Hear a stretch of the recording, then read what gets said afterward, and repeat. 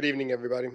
Welcome to the special board meeting of September 8th, 2025. This evening, we will be hearing from two RFP respondents for the superintendent search. In advance of that, Kenzie, can we please call roll? Meister. Here. Cannell. Here. Minnow. Here. Gerlach. Here. Lyerly. Here. McCoy. Here. Becker. Here. All right. All board members are present and accounted for. We'll move on to our agenda. Item number 2, interview of superintendent search consultants. The order of which we'll hear from the Wisconsin Association of School Boards, and then we'll hear from CISA 7. The format has been communicated to both of the respondents. We'll have 30 minutes in which you have time to provide a presentation, and then we'll have 15 minutes for Q&A from the board pertaining to your presentation. So Watsby, come on up. Let's get started. Just a quick tutorial on how to use the mics. There is an icon that is a mouth or a person speaking. It turns the mic red. If we ask you a question, it's going to cut your mic off. If you interrupt us, you'll cut the board member's mic off. So we'll learn as we go. But the key is if it's red, you're live.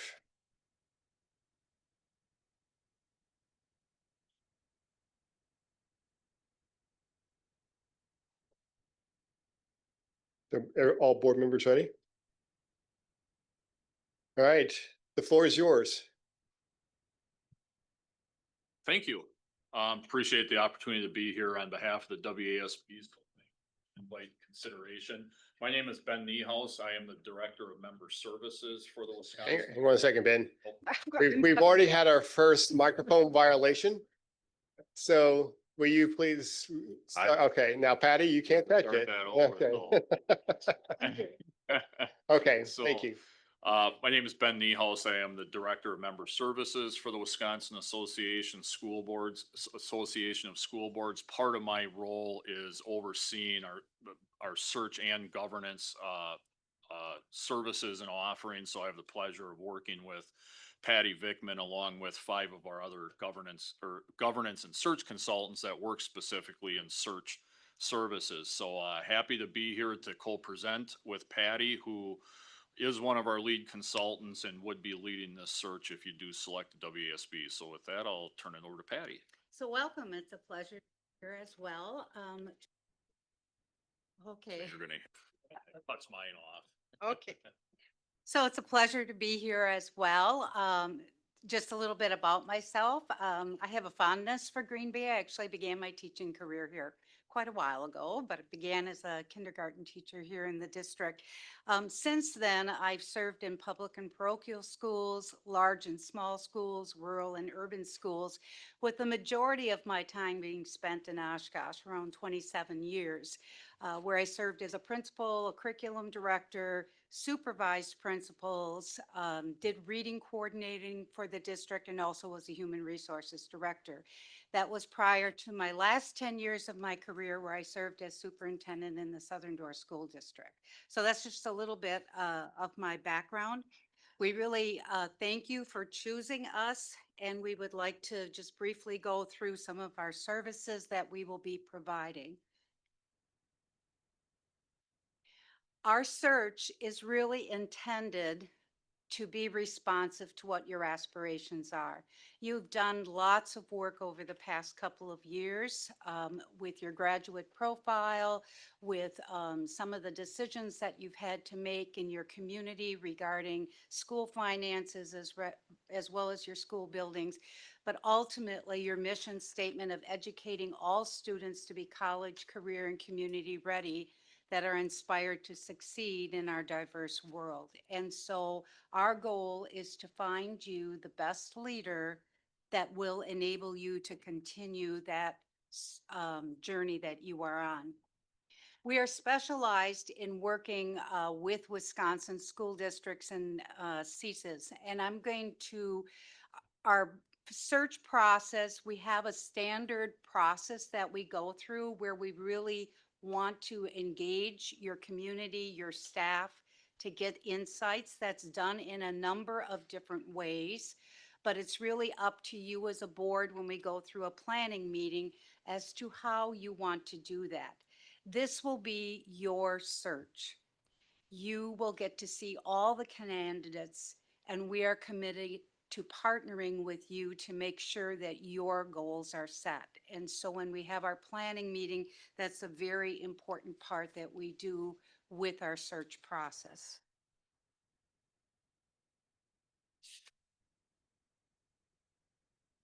I'm going to let Ben talk just a little bit about our postings when we do our searches, of how that is handled and the extent to which we do that. Yeah, again, just to emphasize, it is your search, so our focus in this is facilitating the process so that you can stay focused on what's important, which is focusing in on the candidates, the feedback from the school community, applying that to what you're seeing with the candidates that are gonna be before you.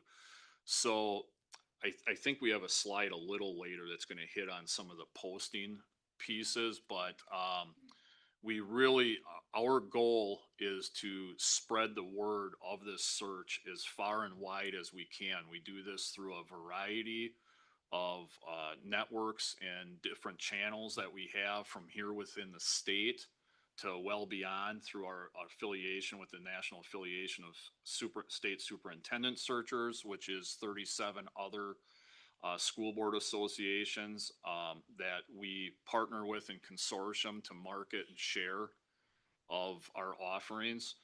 Part of our search also is through the Association of School Administrators at the national level. So our postings are gonna be shown that way. So a big piece of what we continually improve on and offer is a diverse spread of how we get the word out. We have a portal that has 500 plus, and actually it's closer to 600 applicants from searches that we've conducted in recent years. Each of those individuals is going to receive an email of this vacancy. So that's an overview, and I can share a few statistics a little bit later in the presentation too. So again, the biggest thing is networking in this day and age. Word of mouth. The more we get this dispersed and put out there, we use so many avenues because there's people that know people. So we know there's a great network of candidates likely within Wisconsin. There's going to be a great network or a great pool of candidates beyond the border of Wisconsin too. So our job is to get this out there to, in a way, make your decision hopefully somewhat difficult in bringing in a very large pool of candidates that you're all going to see with full transparency. And we're going to take direction from you of how you want us to help, if you even do, in narrowing that down. But all the candidates that come in, regardless of that number, you will have immediate access to them through our Revelis portal. Soon as it closes at 11:59 p.m., whatever date that is, at 12 a.m., that portal is going to open for each and every one of you to view all the candidates and all of their submitted materials. So basically, our search stages include the stages that you see. There's a planning and preparation stage, which is really where the consultant, where I would be working with you as the board to say, what are the characteristics you're looking for in your next superintendent? How do you want to engage your stakeholders, your staff? If you want to have focus groups, if you want to have a community-wide survey that goes out. Some people do one or the other, some people do both, some people do a listening session to get information in. So we really plan. We also plan, even though our proposal had a draft timeline in of events, that's where we finalized that time, because we know as individuals and board members that there are vacations planned and family things that are going on, and you also have your own time schedule of board kinds of things. So we want to make sure that we've got dates set up that work for everyone. The engagement with stakeholders, like I said, that's going to be up to you to decide as a board how you would like that done, and then it's my job to facilitate that for you. We also, at our planning meeting, will give you a resource guide, and I'll have Ben just quickly pass this around. You will get this at the very first planning meeting. It gives you some legal guidance, although I know you have your own attorneys, but some legal guidance just as far as the search goes. It also gives you examples of interview questions. It gives you examples if you're going to do a stakeholder interview. Here's some ways that it has been done. And there's a number of different things. As we move through the search, there will also be additional information that will come to you as a board to include in that binder. You will be able to get a salary and compensation schedule of superintendents in the area or of larger schools that you would be interested in. If you decide to do a stakeholder group or you decide to do a survey, you will get the survey results and the stakeholder results. So all of that stuff is going to be in there for you to review, as Ben said, in all transparency with your community as far as the search goes.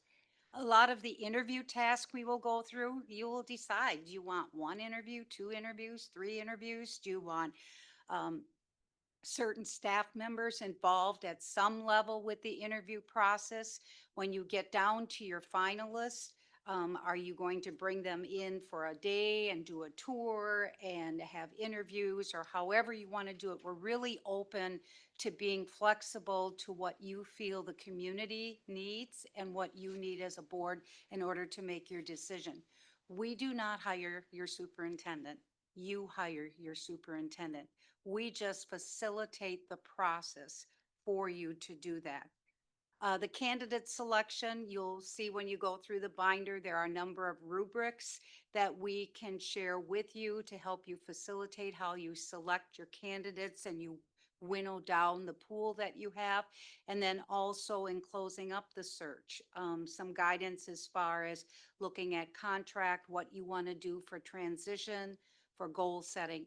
The last part is a complementary services that we provide as WASB. We provide a transition meeting, usually within the first 4 months that the superintendent is on board. And that transition meeting is with the board and with the new superintendent. And we go over relationship things, we go over roles and responsibilities, because everybody's different in how they handle things. Yet there are some very significant statutes about what are things the board does, what are things the superintendent does. We also facilitate a goal setting process so that you can be working. A lot of the superintendents might come in with 100-day plans or things like that, but this is usually within that first 3 to 4 months. It gives you both a chance to see how are things going, what kind of goals do we want to have for that first year. And then also complimentary, you will get an annual subscription the first year to our new superintendent evaluation process. And we have been seeing a huge amount of success with districts, really happy with that, because not only do we help them plan out the goal setting and the evaluation cycle for the entire year, but we provide close air support all the way through, from getting the superintendent to do their self-evaluation, to the board doing their evaluation, to even providing templates to assist you when you are writing the final evaluation. So that's those are extra things that have been added just within the last couple of years. So this is just a slide a little bit more about the planning meeting. Of course, one of the most important things is the posting vacancy that Ben talked about. There are some optional levels, like if you wanted to post to some specific national groups like Hispanic administrators or something like that, we can add that to the posting, but that's typically up to you. Otherwise, we do have a pretty broad range of ones that we do. The one thing that you need to know is that we do not go out and recruit individuals from our member districts.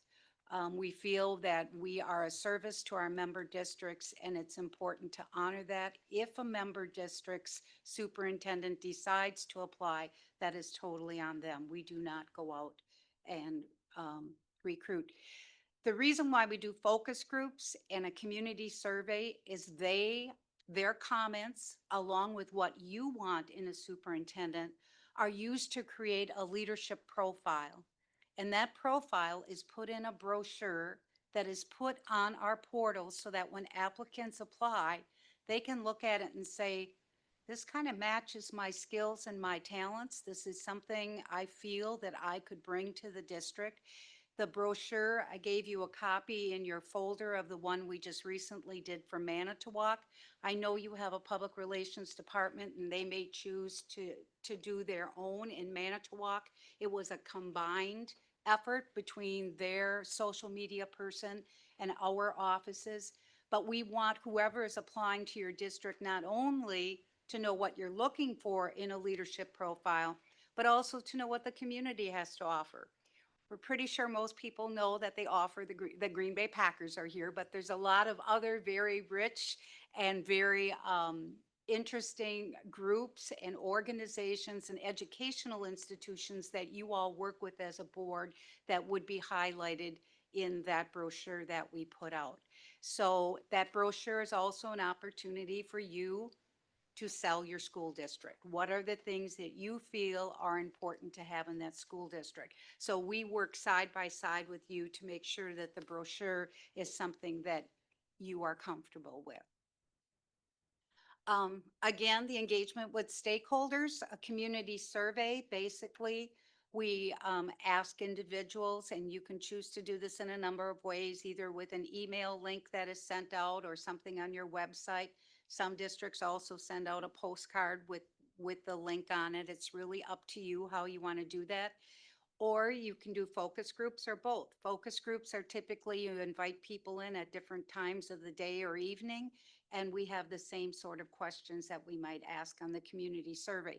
But some people just feel more comfortable coming into a meeting like that and being able to talk.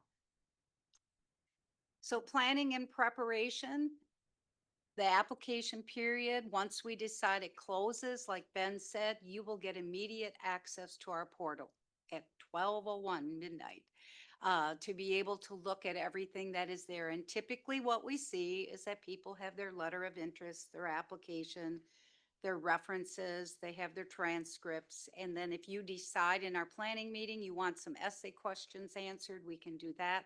It's really up to you as a board what you want to see in your application process. All of those materials are collected, and then we meet together as a board and a consultant. We go through them. And again, the process that we use will be up to you as to what you think works best for you and your board. You will be identifying the candidates that you want to bring in for your first look or to have some additional screening done on. And you'll also be identifying the interview questions. We have lots of samples that you can pull from in various themed areas, but we can also create our own. And that's the advantage of having someone with an HR background. I can help you create some of your own if you would like to have those. Again, you will see all the applications, and you are the ones who select the applicants for the first interview. We finalize the interview questions. I will schedule the interviews for you. I reach out to the interview things, and I'll probably be working with Kinsey to make sure of where they arrive, what door they come to, all of those kinds of things, so that when they come, they feel just as welcome. Because nowadays, they are interviewing districts as much as you are interviewing them. So we want them to have a really good experience as well. The final process, this would be typically after your final interview, which again is really up to you what that final interview process does. Maybe you feel you've had enough things along the way that the final interview is just with you as a board. Sometimes it's a visit to the community where they actually get to meet the community, or they have a listening session. Sometimes there are some stakeholder interviews as well.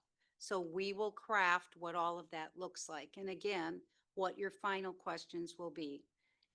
We conduct, and maybe Ben, you can talk a little bit about the background checks that we conduct and how that may fit into theirs with the reference checks. Yeah, so we use a third-party vendor. It's called Absolute Background. That's who we have used for as long as I'm aware of. And that's going to conduct the state, the county, state, national search, criminal, financial, going to do educational background and verification with that. So that's the third party that they're in the business of doing that. So that's who's doing those checks. Um, the second to last bullet there, school board completes the reference checks. We provide resources to assist. We can do the reference checks ourselves directly. Our process, we highly encourage a member or two of the board to conduct them so that you're hearing it firsthand versus us kind of reiterating and bringing it back. So it's fellow board members who are hearing the full context of those conversations. But no, at the end of the day, if you are desiring us to do the reference checks, we certainly would do that. So I think that's pretty much what I needed to share there. Right, and then when it comes time for the final decision, sometimes it's pretty clear with a board, but sometimes it's not. And so we do have protocols and strategies that we can use to facilitate your having that discussion and really feeling that whoever you decide as your superintendent candidate to hire really does meet the qualifications and the characteristics that you initially sought to fill. In your folder, you also have the timeline. Again, it's typically a 3 to 5 months process from when we do our planning meeting to when the superintendent is hired. But that can vary depending on the schedule and what your goals are and that sort of thing. So we provide you with a draft just so you can kind of see the steps and the timing in there. We typically don't do less than 4 weeks for at least posting the position, although we have in some cases when it's been May or June and they need a quick turnaround, but typically you want to at least have it out there that long. Sometimes it's longer than that, depending on what the board chooses. One thing is where you're at as a district right now, you do have a first mover advantage where you've needed to find a new superintendent for some time, so you are on the front end of that. So to the 4 week posting, and probably, we want to offer the process with fidelity because of where you are in the school year or the calendar year versus we're having this conversation and starting it even in January. And I think another thing that will dictate a bit of that 3 to 5 month window is how much engagement you plan to have with stakeholders on the Right. front end. So if it's survey only, we open that up for a few weeks, or you open that up for a few weeks, you get the return versus are you going to have 3 or more focus groups, and what's your capacity or prerogative as a board of, oh, we want to do focus groups in one day, but we got to start at 9 a.m. till 5 at night versus breaking it up depending upon the number of focus groups you have. But the thing is you're in a position right now where, again, you have time on your side because of having this right now versus 3-4 months from now. So you can see on the timeline, we've already got Gotta things switch. started. We've already got things starting mid-October with you. And again, that can go as quickly as you would like, depending on the steps you want to take. But like Ben said, you really are in the first round. I mean, any superintendents who might be looking to move from their district typically are starting to do that in December, January. So I think, you're right with that. Ben mentioned earlier, going through some more statistics.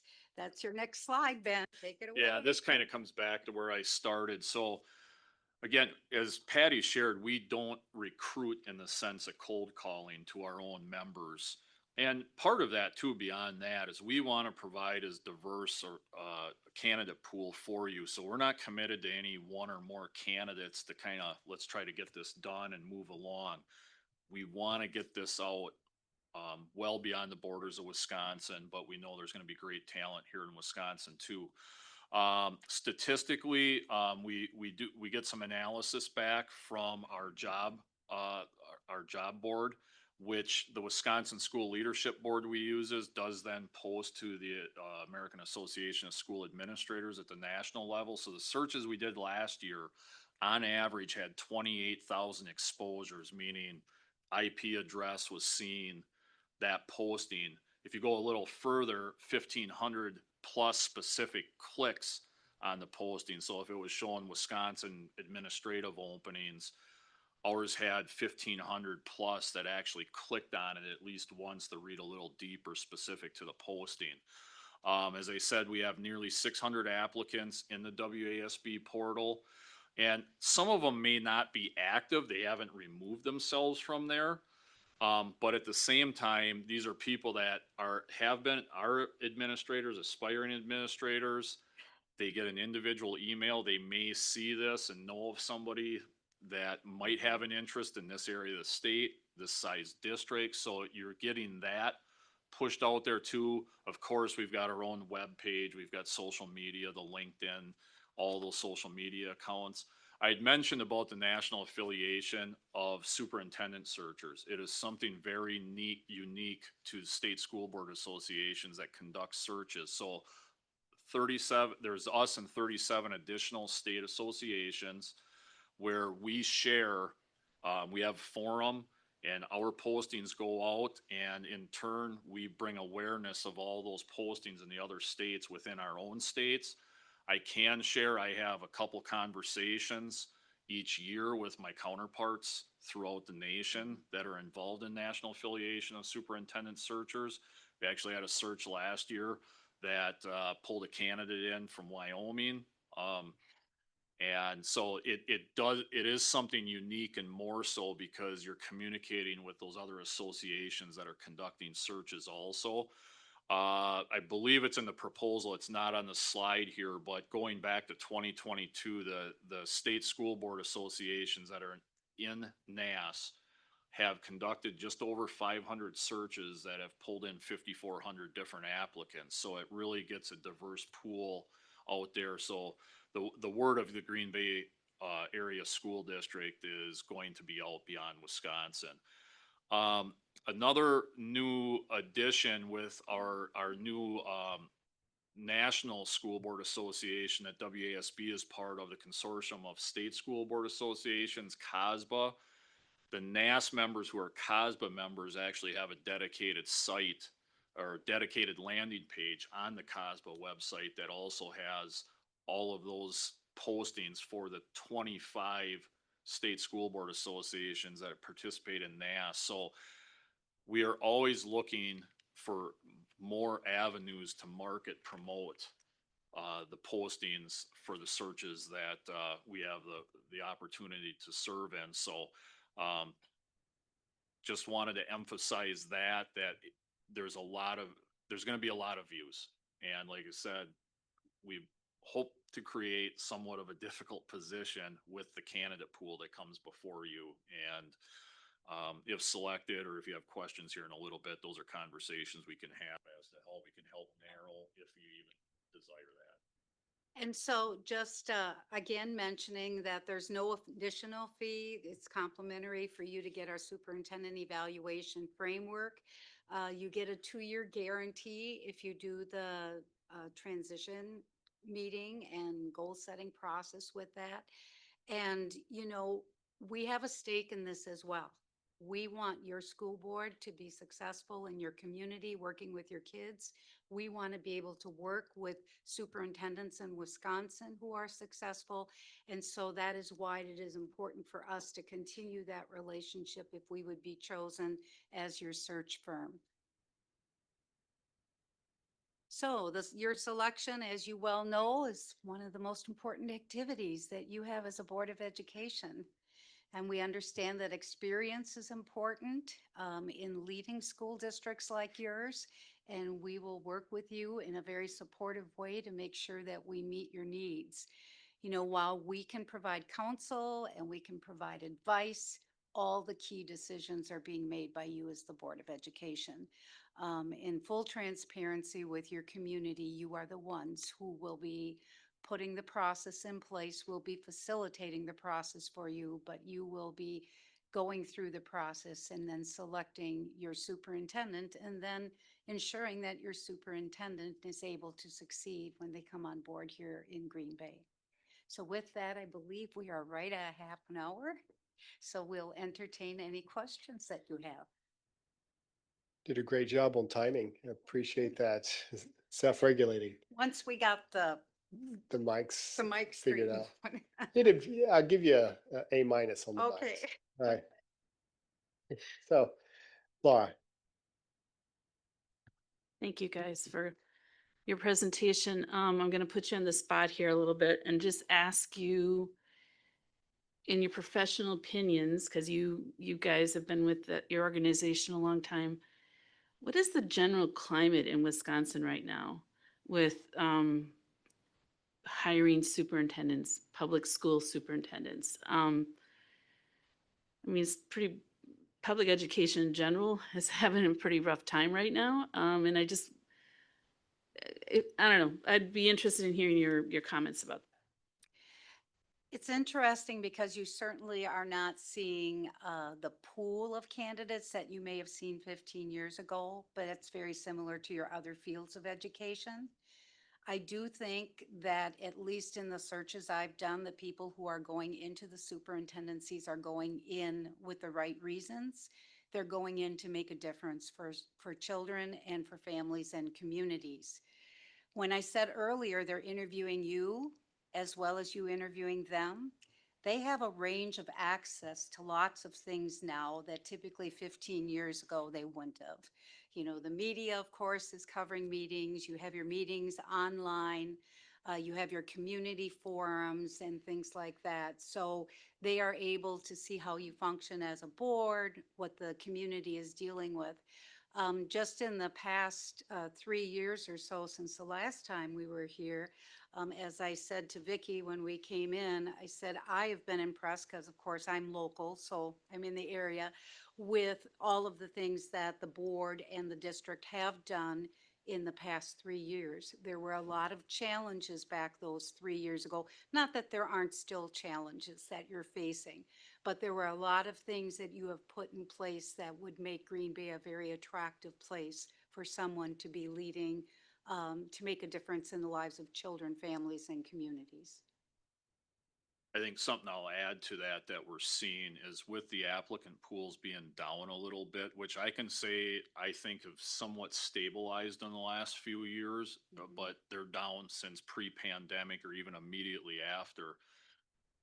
The percentage of the applicant pools that are, and I don't know that this is gonna correlate to a district the size of Green Bay, but you'll see at least half to 2/3, they're looking for their first move, going from principalship or a director into the superintendency. Doesn't mean that some may not apply to this, but I think you're gonna probably see more experienced administrators, or what you may see are those that are in the assistant superintendent roles, the COO or assistant finance. So it is more challenging. And again, that's typically what we're seeing in the pools versus 10 years ago, where it was more, you probably already had people with seat time, or it might have been other administrators. They've been in the principalship for 15 years or a director role for that.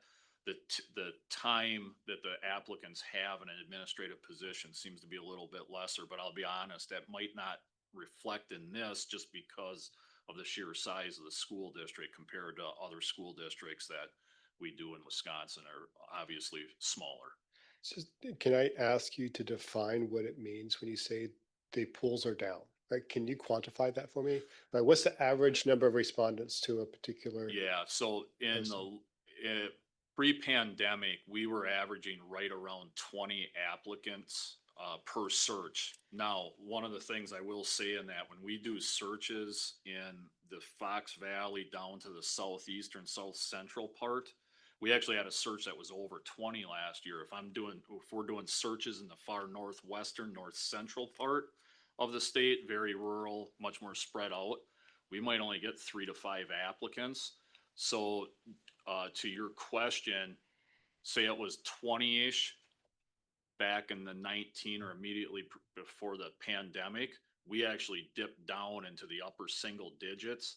Now, the last 2 years, we rebounded back to about 11 to 12. It's actually gone up. That's just with our searches, so I can't speak to others, but in just being honest on it, that hopefully helps to quantify it a bit. Yeah. But our numbers get skewed down when we're doing searches in the far northern rurals. So hopefully that gives some Oh. context to it. Yeah, it does. I'm going to move on to Jeanette. Thank you. So in your proposal that you sent us, you said that 3 focus groups are covered in the cost. And I really think that getting community input is really important. And so can you speak a little bit about what is a focus group? Is it just community? Is it teachers? Is it students? So when I think of all those stakeholders, Sorry, I am sorry. I'm trying to, sorry. there, I think I knocked you off. When I think of all those stakeholders, I think that that is a lot more than 3 focus groups. Okay, it really depends on you. I had one district where I started early in the morning and I did a staff before school for the moms who needed to get home or the dads that needed to get home right after school. I also did an after-school staff group. I did a student group at lunchtime, which was a selected group. And then there was a community session later at night. So it really is up to you and your community. And focus groups, sometimes you put them out there. Like I'm thinking of one of the larger districts we did in the valley, and one group had 35 people that came and another group had 7 based on when the timing was. So it really depends on what you're interested in. I think that's why some people are comfortable going with some focus groups, and then they also want the community survey because people are really busy, and if they can give feedback that way, they'll do the community survey as well. We've planned for all of those in, but if you decide you want extra focus groups, there may be some other things in our proposal that we won't be doing based on our planning with you that will offset that, because the number you have is our maximum. And I wasn't going to play on my phone, but I was gonna ask, did we build in an extra focus group or 2 in our pricing for We them? did, we Okay. did. It just, the typical says 3, but we did build, We I think didn't, I did we build in we like. didn't adjust that part of the proposal, Yeah. because so often when, especially if we're doing smaller rurals, they'll sometimes just do as few as 2. They'll have a staff one, they'll have a community one. But I thought we Yeah, did we build built in in a extra few more. 3. Yeah. If I could pull the spreadsheet up, I could tell you exactly what it is. I think it Um, was 6. Okay, Because we just put the time, we put extra time in our proposal because it may be extra time on, the final end too. So we did put some extra. I'll time. just add one other thing real quick. I know we only have a few minutes, is on those focus groups too. Again, it's totally your discretion, as Patty was alluding to, because sometimes on the staff one, in a district this size, maybe you are gonna want to do that, is we will see where we'll have a focus group that's the professional staff and a focus group that is your auxiliary staff. Because I think sometimes we see the professional staff, maybe they don't intend to, but it can be a little intimidating for the auxiliary staff, may not feel as they have as much of a voice as the professional staff, but surely they should Mhm. and deserve that. So that may be a decision you decide to do too, is and you may have your leadership team and you may want to keep them separate. And sometimes in districts, we've got the admin and the teachers are together, but the auxiliary staff is a separate. So it just gives you an idea of what's before you for decisions in that.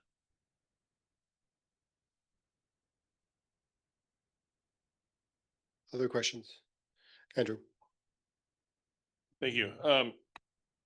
So I understand because of who the organization is, why you can't recruit a standing superintendent. So I understand why you can't. But isn't that something that would be a kind of a significant weakness compared to another firm who can pick up the phone and reach out to superintendents they know?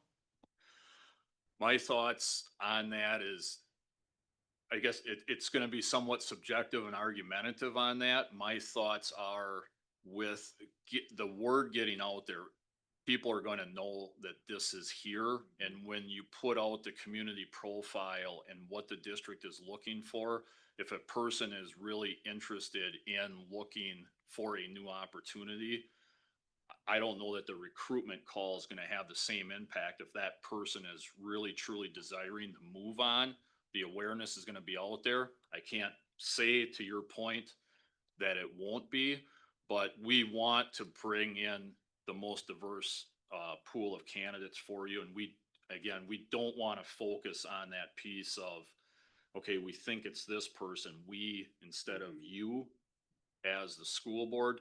The other thing I can say with that is you do not have to worry about us coming back and recruiting your candidate away for another search. So something to counter, but it certainly understand your question, and can't totally say that that would not play in. Yeah, will we have candidates call us and ask us for some more information? I'm thinking about applying. What can you tell me about, give me a little more information. So we do have people seek out. And when Ben was saying the number of candidates, that's the candidates who have complete applications that were submitted to the school district.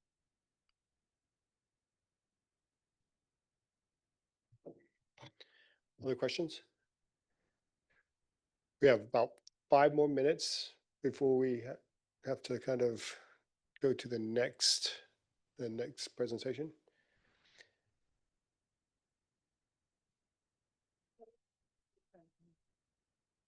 Go ahead. So when you're doing background checks and the covering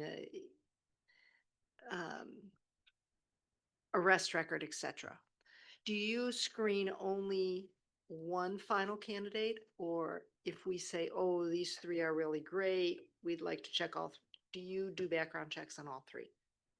We do background checks on all 3. And in fact, in some situations, a board may say, we actually would like the background checks done on the first round interview candidates. So it's really up to you as a board. Typically, boards will do it on their final 2 or their final 3. But if you are desiring it to be done on the first round, we can do that as well. It's flexible. Other questions? Can I ask, the background checks that you perform are standard, financial, criminal, educational.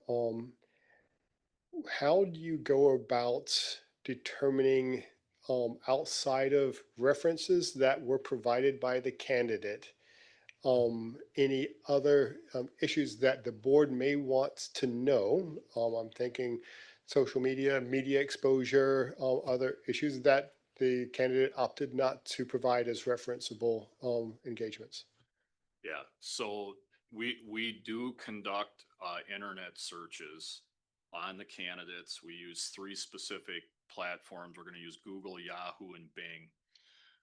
From that, the consultant and conferring with me can vet, is that information that the board may find relevant in their decision-making process. Now, one of the things we all know, especially as it spills over in the social media, because oftentimes on the internet searches, you're going to see your television, your media coverage of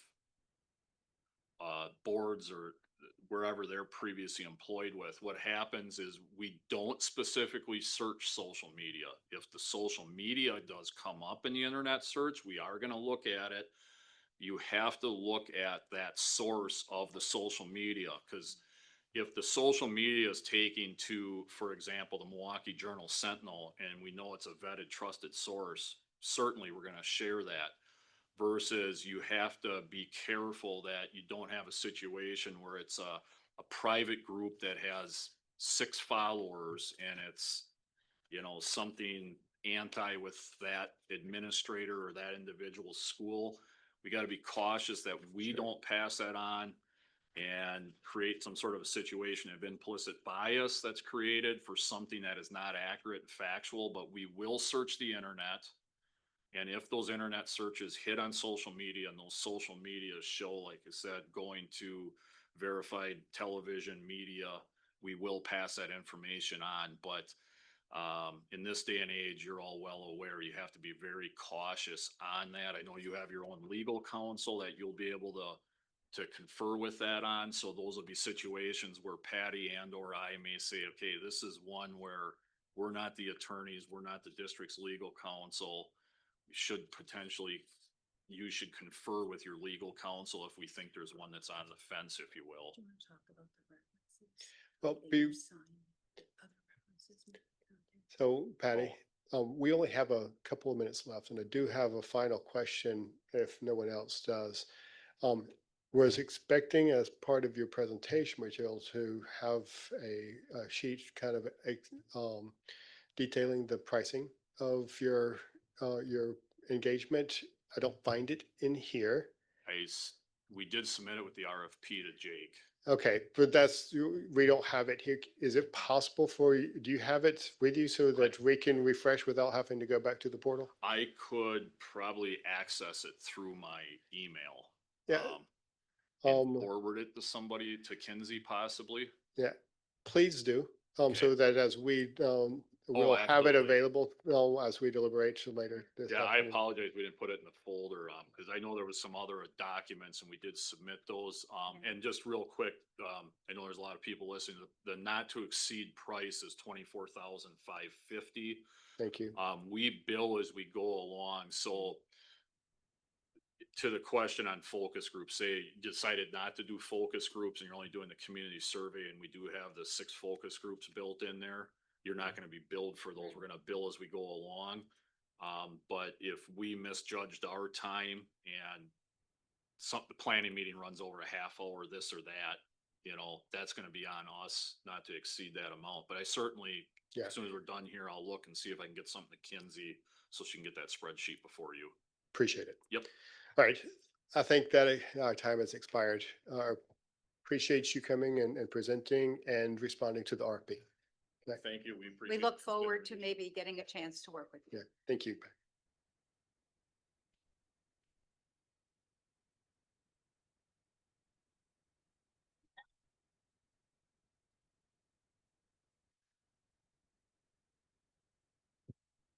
All right, so let's move to the second presentation, the CISA 7. Join us at the table. You are privileged enough to have heard the instructions around the microphone, and you don't have as many people to share it with, so, I'm good. I should be okay on that. okay. Should be good on that. The floor is yours. Well, welcome. Well, thank you so much for having me. And I'm Aaron Melcheski. I'm the agency administrator over at CISA 7. Pleased to be with you tonight, and looking forward to the opportunity to share a little bit more about our search services tonight. Kinsey assured that the information we had shared and the presentation I put together was shared with you folks. So hopefully you have that packet with you tonight. And I'm also going to have her help me drive through some of the website too. Will it allow me to highlight and click on links? And she'll help me do some of that. So I like to highlight a couple of things tonight. So very likely, as you read through the RFP process, much of what you saw in some of the proposals are going to be similar in terms of customization and things like that. What I want to talk about tonight too is part of the process that we'll take on and some of the unique pieces that has supported our searches that we've gotten some really good feedback as well in the past. So these are some of the service highlights that were part of our RFP and that we'll address as we go through our system tonight here. So one thing that makes us unique here is we're in it for the long haul with the district. We have a long-standing and proud history of supporting the districts in our region here, including Green Bay area school districts. In the last several years, since even I've been on with CISA 7, we supported such things. There were some efforts over at Washington Middle School a few years back. You wanted some support with community and staff. We came in and helped support that process and identify some key findings for Washington Middle School. We did a school start time study with you folks a few years back as well. The pandemic came in and sort of, I think, halted some of those plans and conversations for a short time. But I understand there might be some recent traction and conversation about that again. And even more recently, we supported some of the budgetary considerations that were coming up in terms of even school closures and things like that. Just a few years back, we helped facilitate some of those conversations. So CISA 7 has been a great partner to our districts in our region here for the last several years. And we really don't look at us as just a service provider. We're really a partner in education. Looking back at our mission, transforming education together. That's something we stand by with all of our districts of we're not here to just provide that service. We're coming alongside our districts in terms of providing that key resources that they need, grounded in our purpose of transforming education together here. So you saw my qualifications as part of that slide deck. It's my first year as agency administrator at CISA 7, but my 9th year overall at CISA. Been supporting administrative activities at CISA for the last 8 years, and look forward to this opportunity in my new role to continue doing just that. But besides me at CISA, you get more than just myself as part of this process. You get the power of our team. So things like marketing, our marketing team can come alongside of yours and create some different things. And I'll share with you a few examples of that I put in here for tonight. It could be administrative assistant support in terms of logistical planning, obviously we'll contact all the candidates throughout the process.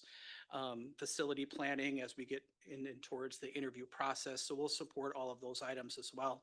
Tech support, as we do have an electronic process, I'll share with you a little bit and it'll highlight that support that we have as well as other experienced administrators that come alongside and help facilitate, whether if it's a community summit, whether if it's survey work, or the interviews themselves. So there's a power of a team that comes along with CISA 7 as well, just past myself. Some of which, again, like I mentioned, you'll see as part of our presentation here tonight. So a lot of what you're going to hear tonight is going to be centered around transparency and customization. This process is certainly customizable to meet the demands and needs that you guys are looking for. Right off the bat, our search, overall search timelines. If you wouldn't mind clicking on that for me, Kinsey. So this is just a brief example of one of our first planning meetings that we'll set together, packed chock full of details, right? We help you unpack this process beginning to end, because to take a look at that all in and of itself could be really overwhelming. So we'll unpack that with and for you. We'll start backwards with what's your desired hire date and when you want this contract signed. And then we'll get into and start planning backwards in terms of when the meetings are, what we're going to accomplish at each meeting, to really round out the really inclusive process with that. So if you'd go back, Kinsey, to the presentation, what that ends up getting narrowed down to is a simple important dates document.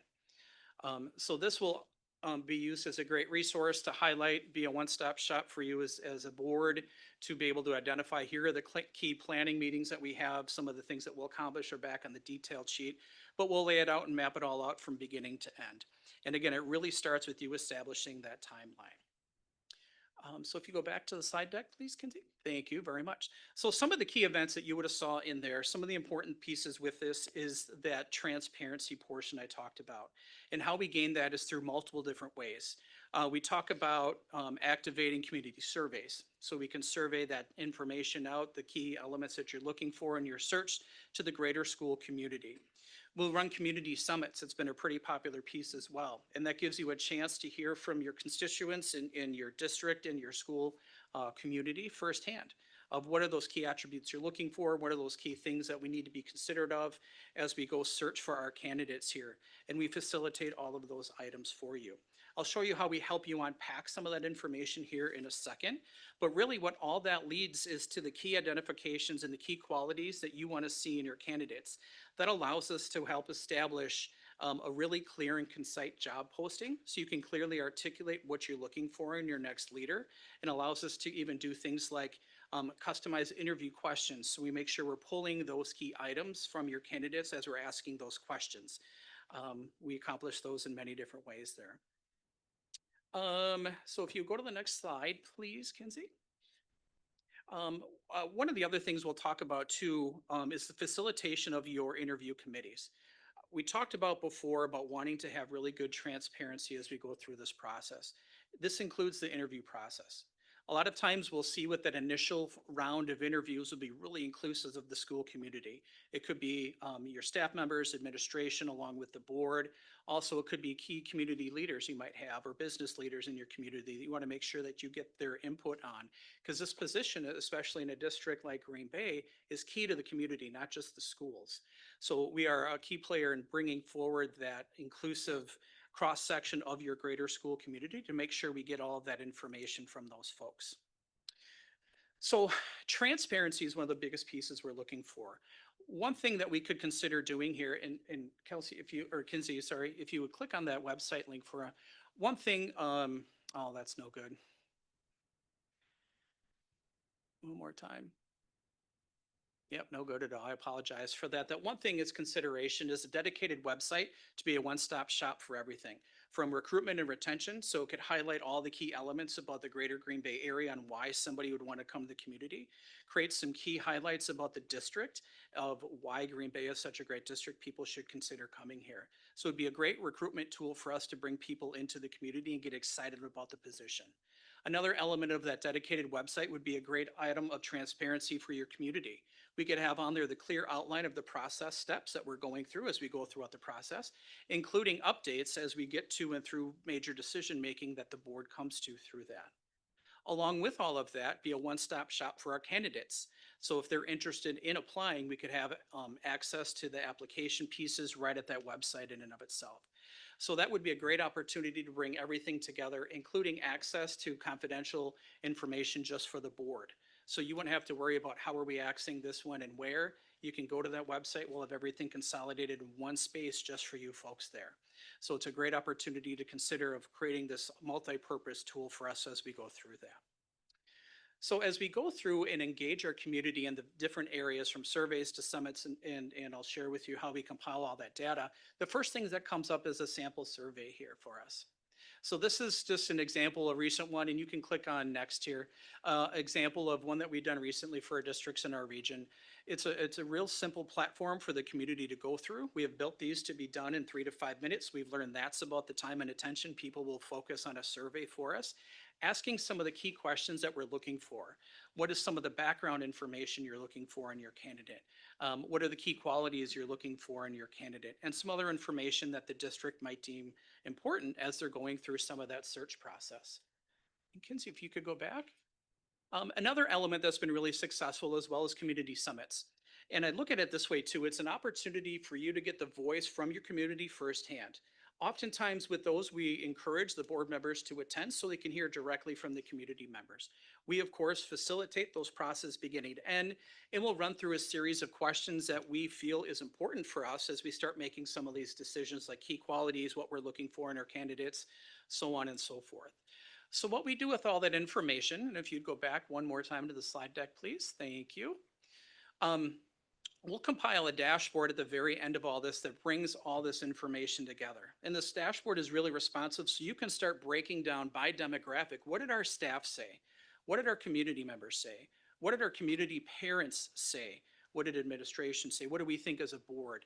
And as you walk through that tool, I don't know, maybe click on that number 3 for us up on the left-hand side. Thank you. As you click on the different teacher, student, school support staff, that graph is going to start changing to clearly articulate what the data says to all the different surveys that we ran there. So this dashboard has been a really great transparent tool for you as a board to consume that information as well as inform your community of here's what you said. We did all this research and asked you to participate, and we're going to share those results with you folks as well. So we found that to be a really nice inclusive tool for us to bring all that information into one clear, concise location.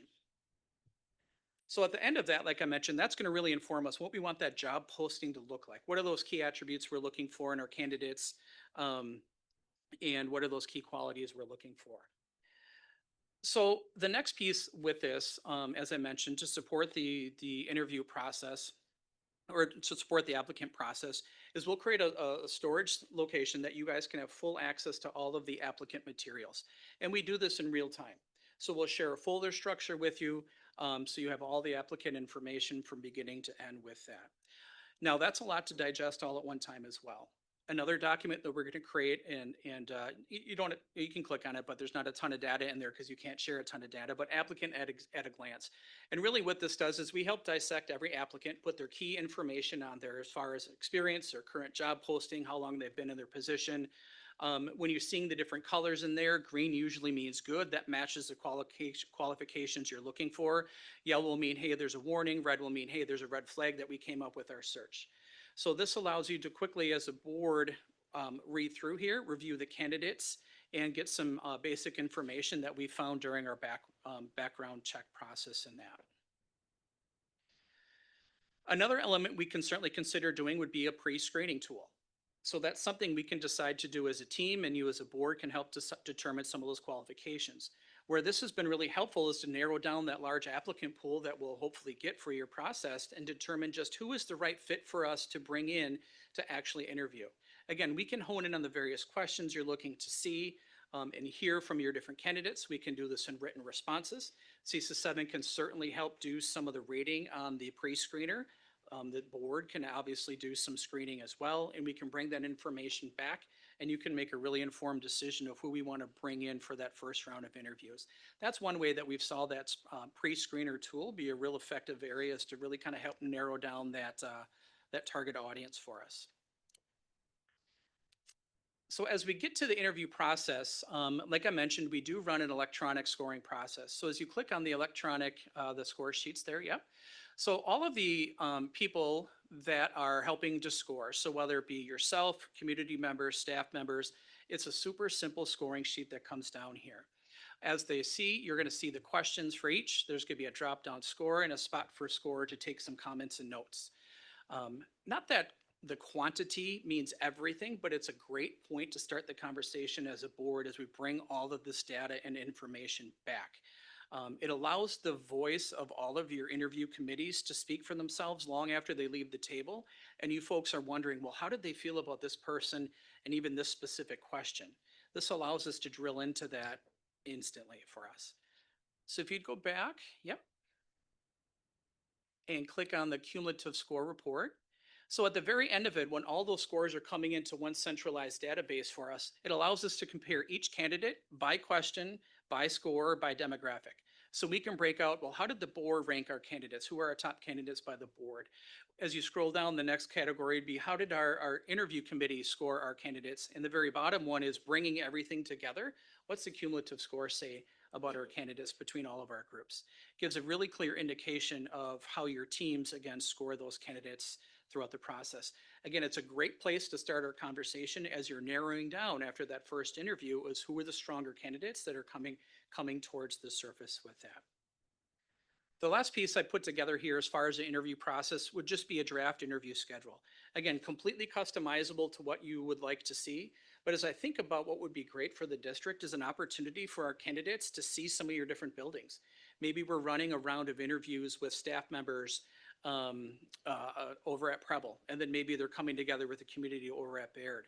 And then maybe they're coming to the district office area to run their interviews with you folks too.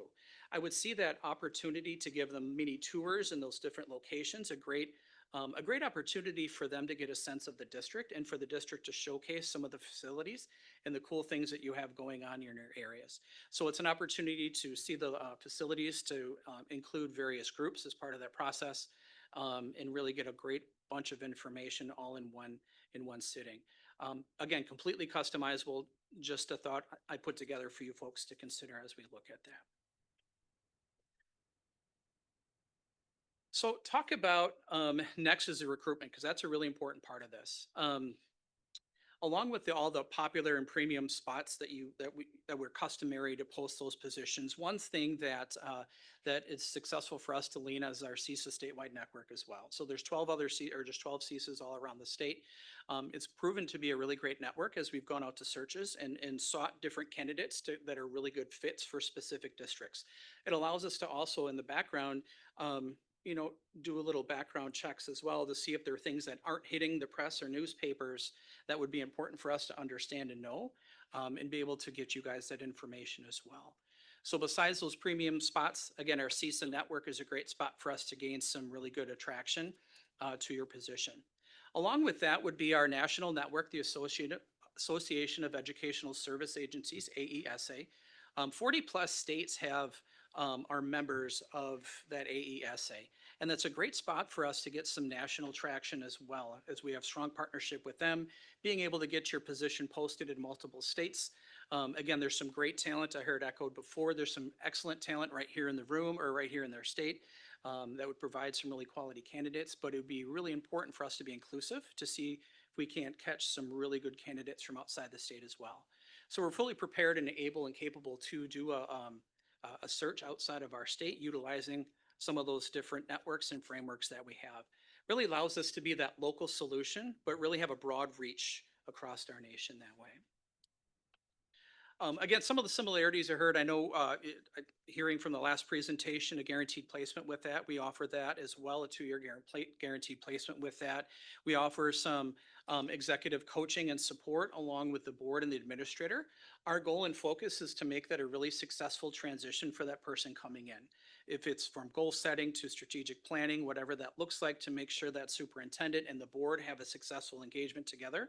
That's our goal as we step into that work. So all in all, we're not just here to facilitate this process with you. We're really truly looking to be a partner committed to your district's long-term success with that, living our mission and purpose of transforming education together. That's really the focus behind our opportunities to do that. And truly, one of the joys that I've been able to gain over the last several years of doing searches has been that development of relationships with our boards that last well after just that search period. Frequently, we get calls from some of the other searches that we've done, even from across the state, either looking for resources, ideas, whatever it might be. It's just proof that we've made a great connection with them and made a difference with them in their districts that way.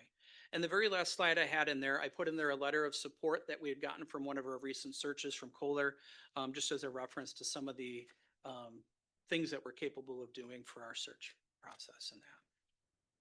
So that's a real quick rundown of our search process. Again, adding to the RFP that we added there, and certainly welcome and open to questions. Thank you very much. So I'll open it up to discussion from the board. Alex? Of some of your recent searches, I think you said 8 in the last 3 years. How many of those were from Wisconsin? All of them, and most of them from our region here. We did that. Turn your So, mic on. yeah, you had to turn your mic on.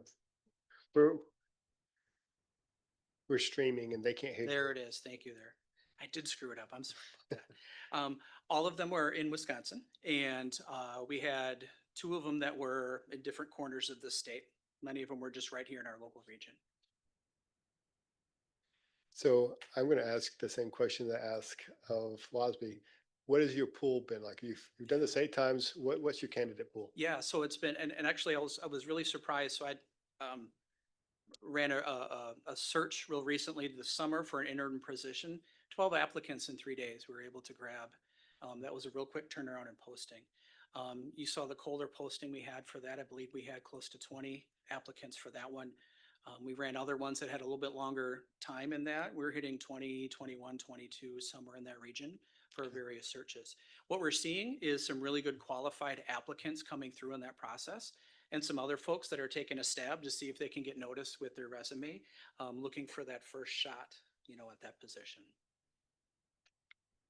Other questions? Jeanette? So how many community summits are you willing to hold? And does this include community parent summits, staff summits, student summits? Excellent question. The answer is yes, all of the above there. So willing to do the summits and break it down, even if it's by regional portions of your district. I know sometimes parents and community members might have a hard time getting to one centralized location. So if multiple summits are needed in different regions, we certainly do that. There's really not going to be a limit to what we look to do here. Our goal is to make sure that you get all the information that you need to be able to make this decision wisely and grab that community information in. So multiple summits, multiple demographic groups that we can bring together in that. Our goal for specifically with the surveys as well, if you're interested in putting out a community survey, which is a great resource to effectively get some really good data, is to do so in the native languages that are within your district. So we have, I believe, 30 plus languages that encompass your district, something like that. To be able to do our best to match those and get those to the right people and provide access to them so they can select the survey that they're most comfortable with and fulfilling. We've just, it's our belief that engagement's gonna be more meaningful if they have a great level of comfort as they're navigating that process. Any questions? Lynn? I know that I saw the cost of your service in your proposal, but I don't have it in front of me right now. Could you please remind us? Sure thing, 12,500 would be all inclusive with no additional costs that come with that. That contradicts your RFP. Are you sure you're quoting the right price, or have you changed your RFP response? RFP was 14.5, am I correct? Correct, There it was, yes. sorry, excuse me. And I appreciate you correcting me on that. 14.5 would be our all-inclusive price for that. Thank you. Other questions? Jeanette? Oh, sorry, Andrew. Thank you. So do you, as far as recruiting, do you recruit sitting superintendents? Do you recruit sitting superintendents, but only if they're not a CISA 7 member district? How does that work? Yeah, our recruitment process wouldn't be restrictive, and I could, obviously privy to the previous conversation, ours. And I can certainly appreciate that stance of needing to be careful of recruiting those other folks away. We really don't have those same limitations. So we're comfortable recruiting those folks who might be seated, perhaps even actively reaching out if we feel somebody might be a great fit for your district, especially if they've expressed interest in us and being able to reach out and call them. One of the reasons we're able to get a number of great deal of candidates and that, like I said, a recent 3-day search was being able to reach out to some folks and say, hey, you might be a great fit for this district to take a look at. You can do that even within, you're not prohibited from doing that even among CISA 7 districts? Oh, we would certainly do our marketing just the same as we would. Probably much very similar to the response you had before. If folks would reach out, we'd certainly encourage them to learn more about your opportunity. Yeah, I think our opportunity to reach even our districts inside of CISA 7 remains strong. Okay, I'm confused. You could call another CISA 7 sitting superintendent if you thought they would be good for Green Bay, or you could only call to other CISA regions to make that direct call to a sitting superintendent. Yep, I would say we wouldn't have conflicts recruiting CISA 7. Other questions? Oh, Jeanette. Okay, so when we have finalists, let's say we have 3 finalists, are all of them vetted? And how are you vetting those finalists? Yep, that's a great question. So we've done this process in a couple different ways. One of way that I think was most effective was doing our background search right off the bat. So whether it be our internet searches and seeing through our network channels, if we can find out some information about the candidates as they come through the application pool, is a great way to start. As we narrow down our candidate selection and run our first round of interviews, as we clear those interviews and you're considering bringing back to a second round, is a time where we would engage in the formal background checks or the formal, reference checks. Now, whether the board wants to do that on their own or have us do that and make those calls to the references that they offered in, both of which would be fine for the very same reasons you heard from the previous presentation. Sometimes it's helpful for you to get that direct information. Other boards that said, Aaron, you guys go ahead and make those calls and report that feedback to us.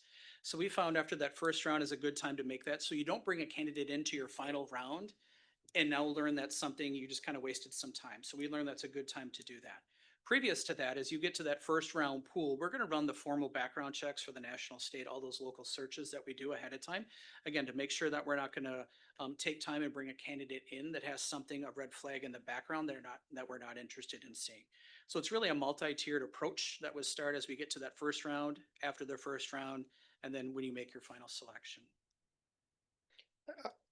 Sam. In terms of material support, as far as developing interview questions, interview protocols, reference check protocols, questioning, things like that, can you just speak to some of the materials and resources you offer? Yeah, of course. So we put together a pretty expansive list of both first round interview questions, second round of interview questions that are like emotionally intelligent based that make it be a practical question that they're answering. So they're putting forth both philosophical and action to that. So we're looking for them to match a philosophical answer with a specific application or an example that they've done in a previous position or that they've done before. Part of that process, again, is sharing that complete list out with the board and narrowing down the questions that you really want to hone in on. A lot of that helps us, gets defined as we do the survey work and we get those key qualities you want to bring through your candidates. We can help polish and massage some of those interview questions to make sure we're truly hearing what that information looks like. So we will spend quite a bit of time on the interview question selection to make sure that you hear what you're looking to hear, both in the first and second rounds of those interviews that you're looking for with your candidates. And Samantha, you had another part of that question too, not only just the interview question. But any sort of reference checks or conversations with references as well. Yeah, correct. So we have a form that we've used and put together that has some of the key things you would want to see in a reference check. And again, we can lead that part for you. We can facilitate the board and give all those forms to the board and allow them to help do that process as well. But we have those already set up and packaged and ready to go. In your presentation this evening, you provided a screener that looked, and obviously it was the first time I've seen that, but it looked like a written screener where you would send out and elicit written responses. Have you, in the searches that you have conducted, done that via a telephone screen or something? My interest is, I'm very interested in support on the screening process. I'm not very interested in you screening out any candidates, right? So if you have, but I also am very interested in the thinking on your feet aspect of an interview or a phone screen versus being able to, deliberately take time to respond to some sort of questionnaire. Have you considered potentially recording or doing Zoom calls and providing transcripts of screeners like that? Yeah, we certainly could be completely flexible with that process beginning. I put a written screen in there as an example of an opportunity. We could put the same questions in front of them and run a real-time virtual type screener for them as well, or phone screener as well. Again, inclusive of whatever member of the board or cross-section of the district you might be interested, or if you wanted CSIS 7 to facilitate that process beginning to end and bring that information back to you. Again, making sure that we find those key elements we're listening for in those answers, scoring that and bringing that back as well. So whether it be written, phone, video, real-time, virtual, we can certainly facilitate those processes. And again, I found a great fit for that before you do that first round of interview. After you kind of narrow down the candidate pool and say, maybe we want to see, let's screen 12 of these folks to see who we want to bring in. Maybe that gets narrowed down to 6 applicants we're going to run first round of interviews for. That's where we found that screener is a pretty helpful tool. Sure. Other questions? Jeanette? So looking over your RFP, a lot of small districts that you've helped. We're a fairly large district. What do you see different and how are you going to deal with that difference? Yep, great question. I'm glad you approached that question. That's why I mentioned before, when you're hiring CSIS 7, you get the power of our team behind us. There's way more than just me.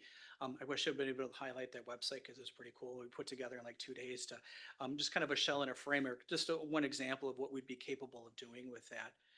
Quite honestly, I would be excited for the opportunity to do this with your district.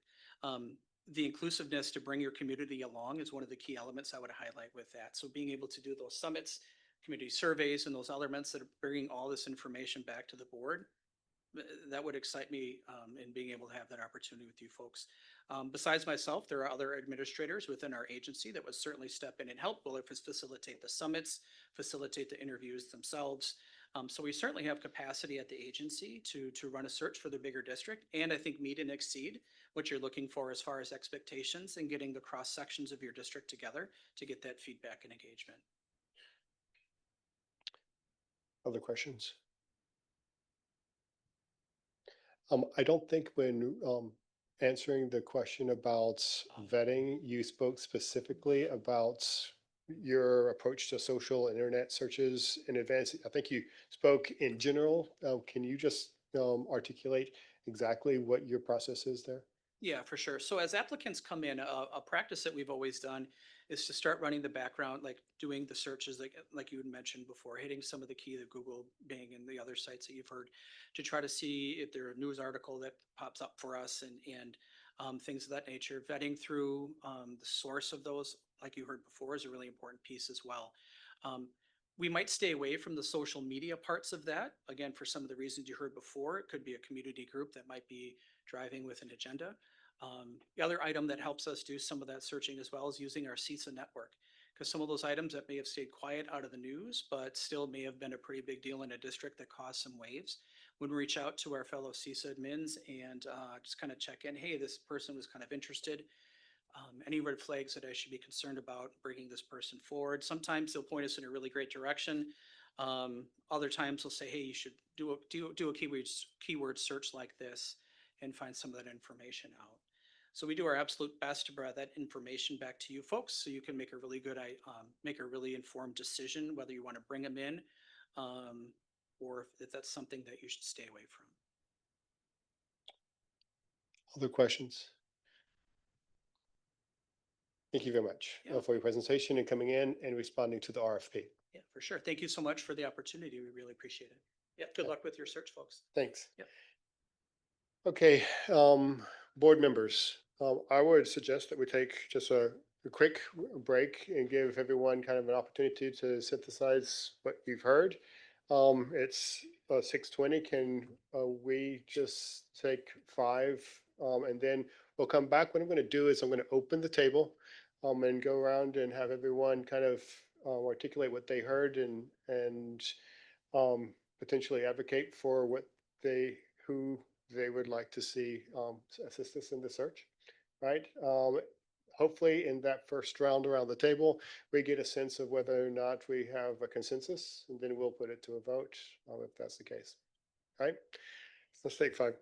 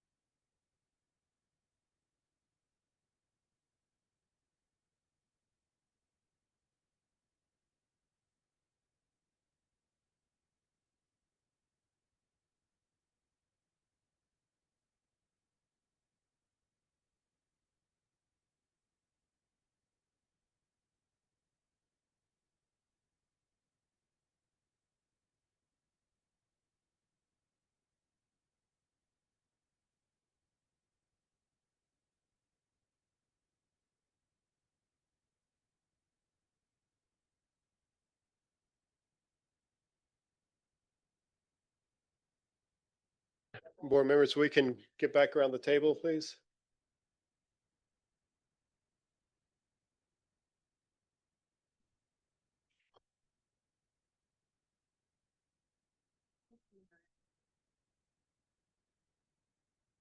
It was with the last one, but not the one before.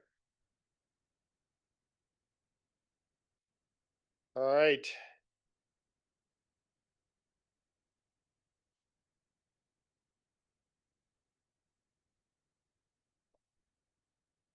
Okay. What I'm going to do is I'm going to open the floor. Alex, if you wouldn't mind, if you want to start, or, do you want to? I was just going to go around the table. Okay. Laura, are you comfortable starting? Comments. Do you want us to start first? Microphone. Right. I only have two comments and they're not decisive in any way, but, I'll just say them. First of all, I'm happy with the new direction we're taking in this search. I think I made that clear in the past, but it's worth saying it again. Also, I like that both of these organizations have had close prior contact with our district, have helped us in other ways, in a lot of interesting ways, actually.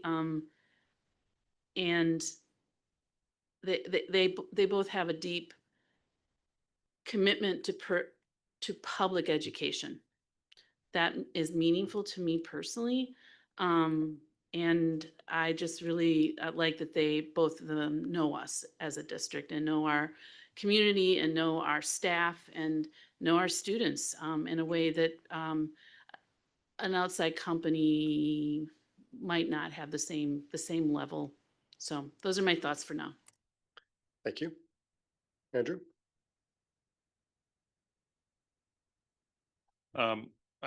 I think, both firms offer the hands-on approach that I think was missing from previous searches. I think the board needs to not receive, I don't want a slate to be pre-picked by a third party for us.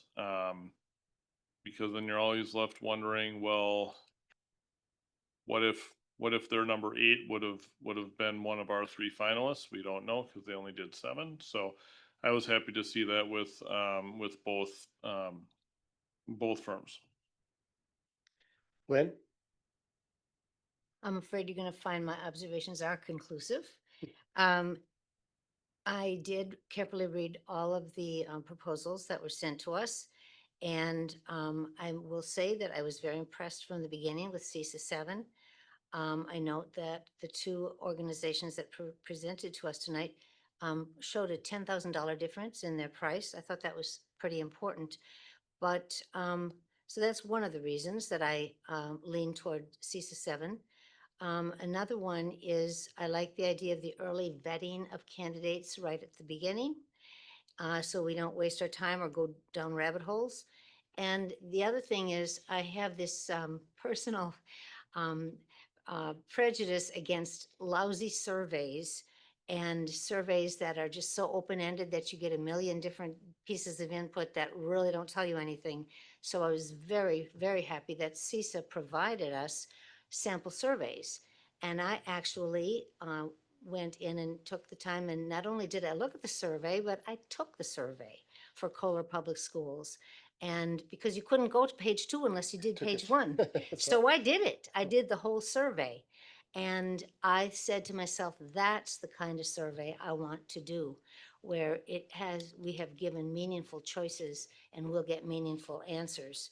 I also went through their summit that they were doing, what they laid out for the Kohler Public Schools, and pretended I was at one of their community summits, and I went through the whole thing. And I feel very confident that this is quality material, so I will definitely be voting for CISA 7. Samantha? I echo a lot of what's been said already. I also really appreciate that it was very clear that both organizations were very community focused and community facing, both led with statements of involving community in a variety of ways across the entire process, and I really did appreciate that.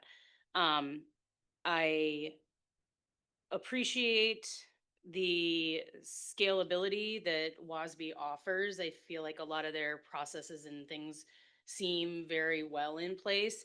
That's not to say that CISA 7's materials aren't there. It just from some of the presentation, I got a sense of that those things were highly customizable to us, but would need a bit more massaging to be at the scale that we required for the size of what we're looking to do. Obviously cost is a factor in my mind. But that being said, I'm gonna be torn. Jeanette, Definitely hard decision. Two very professional organizations that initially, when I looked at CISA 7's proposal, their RFP was so light. I thought, oh my gosh, this is not going to be good. And I really took a lot of time with each RFP. And I like that CISA 7 will do as many community engagement things that we need. And I like that they're going to vet all our candidates as we see fit, as well as WASB does that. Um, I think that my biggest concern about CISA 7 is that they haven't done the size school board, the size school district that we are. They've been small school districts. So that's a reservation I have, though this evening, the thought that they would be bringing in other administrators to assist is really good. I'm concerned WASB has a big umbrella where CISA, I think, is a smaller umbrella, and maybe I'm wrong on that, but I think WASB has a little bit more places to recruit from, even though they won't recruit from their um, members, and I respect that because they don't want to be poaching from somewhere else. So it's going to be a hard decision.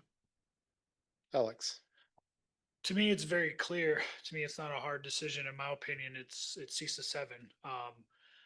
For a lot of reasons. When we reflect on where we've been and where we are now, where we want to go, we've changed, as in this board compared to previous boards, with our focus being more local, more strategic, more specific, and more cost effective. There's not going to be a cheaper, better option that meets that than CISA 7. They're as local as it gets. Their search is going to be as local as it gets. They are not interested in being beyond the border, using so many avenues. The goal is to spread far and wide. That did not come out of CISA 7's mouth. Their goal and their expertise is our area.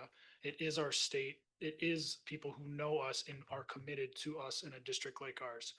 Um, and I read through all the RFPs as well and all the data, and we all know the majority of our school districts in our state are rural. Most of WASB's selections and searches have also been for rural districts. We only have so many big ones, so I feel like, they're both going to be adequate in searching for any kind of size district. And ultimately, I don't have a problem with the price of CISA because I think the community who a portion has not wanted us to use a search firm at all can respect what they heard tonight and what they can provide us, especially for such a nominal price. I think most people will be okay with that. I don't think that they'll have a problem accepting that, hey, if you want to get so much in return, sometimes you have to spend $1 or two. Ultimately, they are the clear winner. I definitely will be voting for them. That is the only one that I am interested in. And I think the thing that sticks out too is they truly know our district.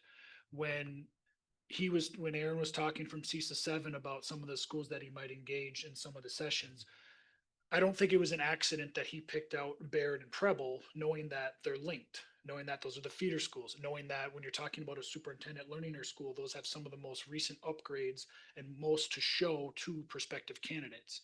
So really knowing our district is also going to really help us with the candidates that we can attract. I think everything he said made it clear to me that that they are someone that we should definitely consider pairing with to help us find our next superintendent.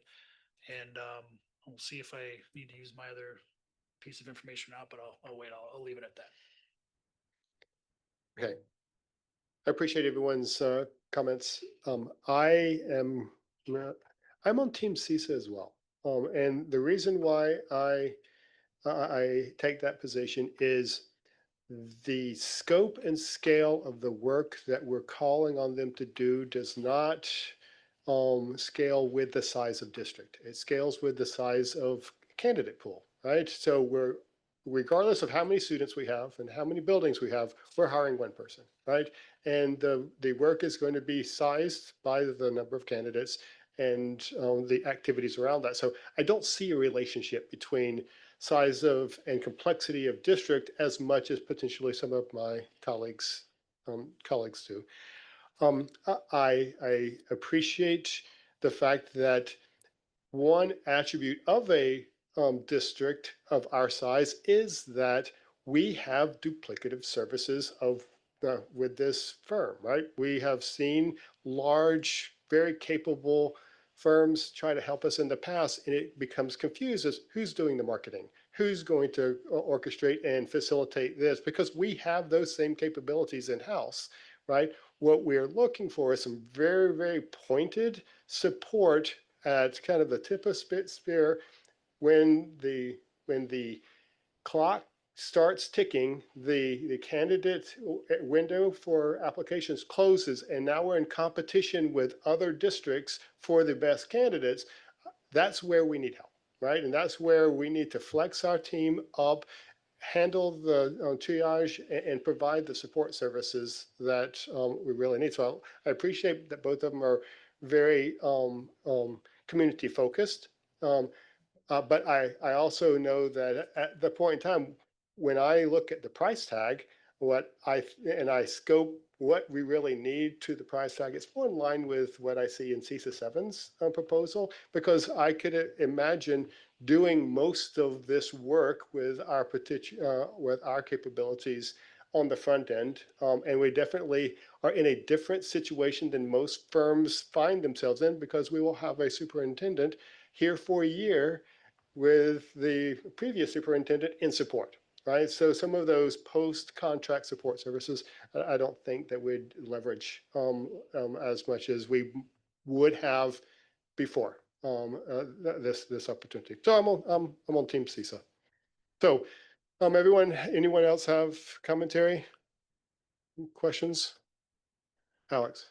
And I'll just maybe add as well, because nobody really touched on it, the specific materials that were provided in the presentation that we would be able to utilize and exactly what it looked like and knowing how it worked and what we would have access to, we got to see from CISA 7. So we got to kind of live how we would be going through that process with those materials in their dashboard. And I think that would be critical because, again, as he highlighted, being able to see a huge time saver of a process where we can sparse out, this is how these people felt, this is how this part of the community felt, is again, it's a service that saves so many other services that we don't have to do and allows us as board members too to really save our time, knowing we have a lot of other things we have to focus on as a board as well.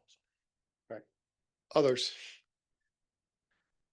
Okay, so if that's the case, I'm going to close discussion and then we'll put this to a vote. When Kinsey calls on you, just respond either CISA or WASB and let's proceed. Is that? Oh, I'm sorry. Apologies. All right, let me go back. Does someone want to read the motion? Lynn? I move that CISA 7 be contracted to assist the Board of Education in the superintendent search. Second. Okay, so I'm going to retract what I said. It's a aye or nay vote. And if you want to, if it fails, we can amend the motion to the second. Can you vote online? Yeah, let's vote online. Online voting is now open.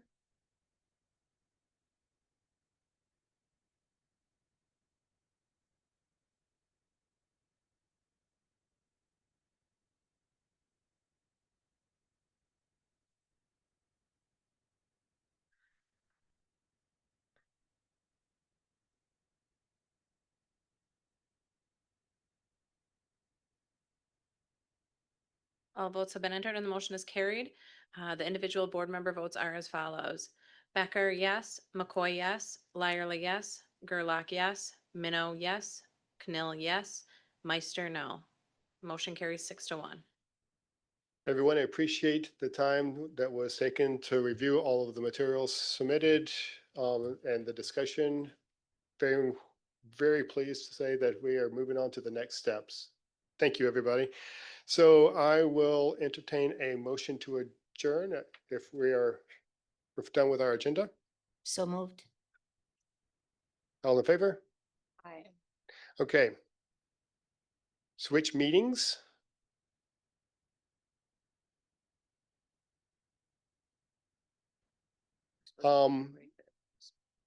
Okay, yes. So we'll take a quick break. How much time do you think we need? 10, 5? Yeah, we'll be back at 5 to reconvene and special work session.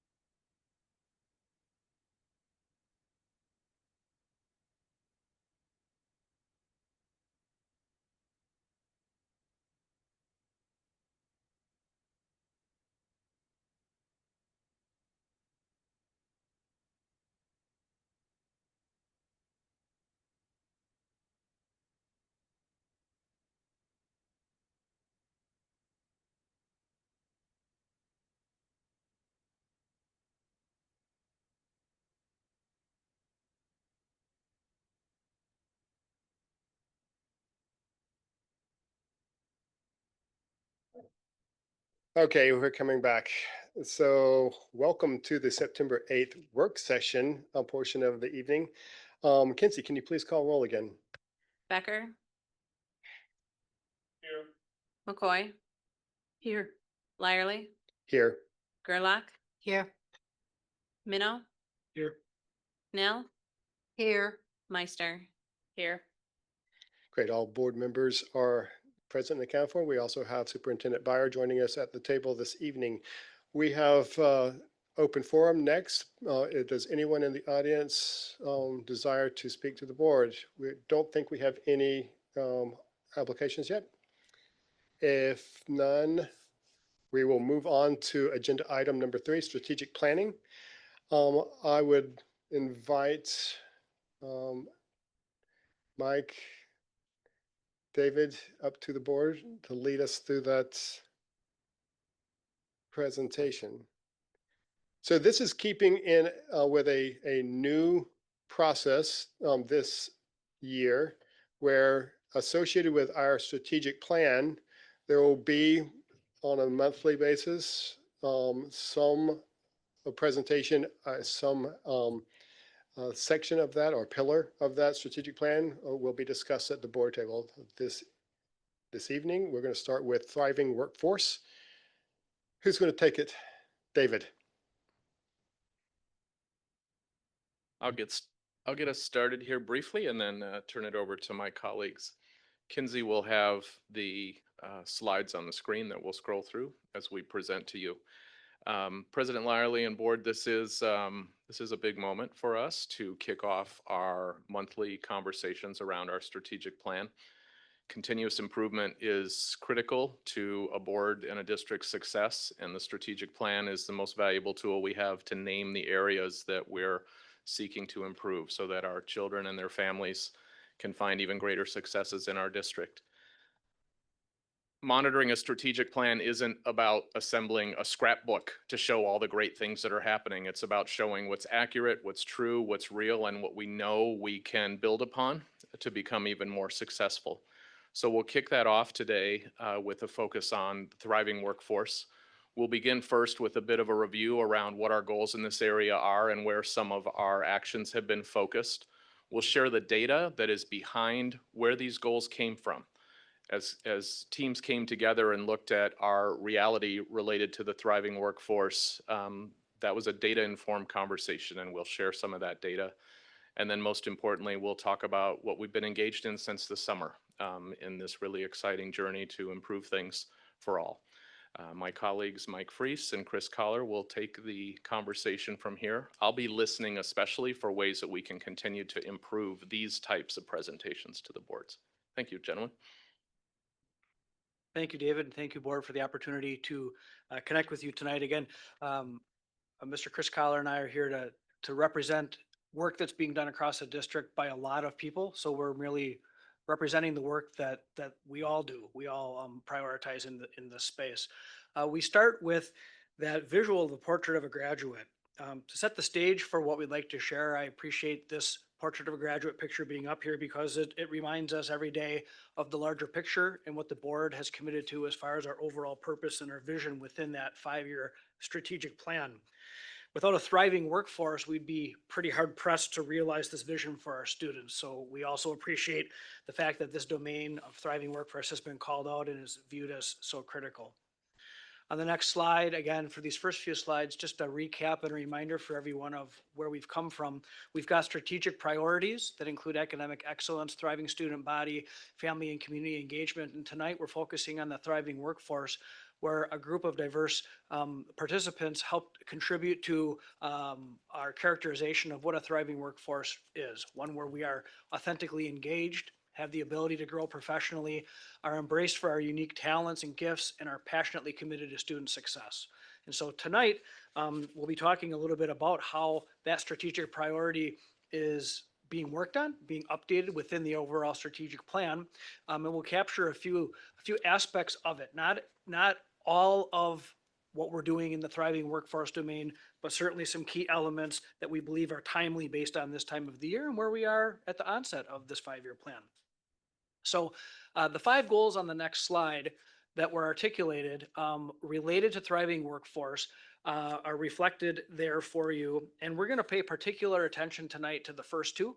The idea that we are striving over the next 5 years to get to a place where 95% or more of our staff will be injury or accident free during the school year, as well as 90% or more of our staff will be present on student contact days. It's very important for our folks to be able, if we're going to say that a thriving workforce is authentically engaged and fully committed and passionate, we want to make sure that they are healthy and well and safe and injury free and are present.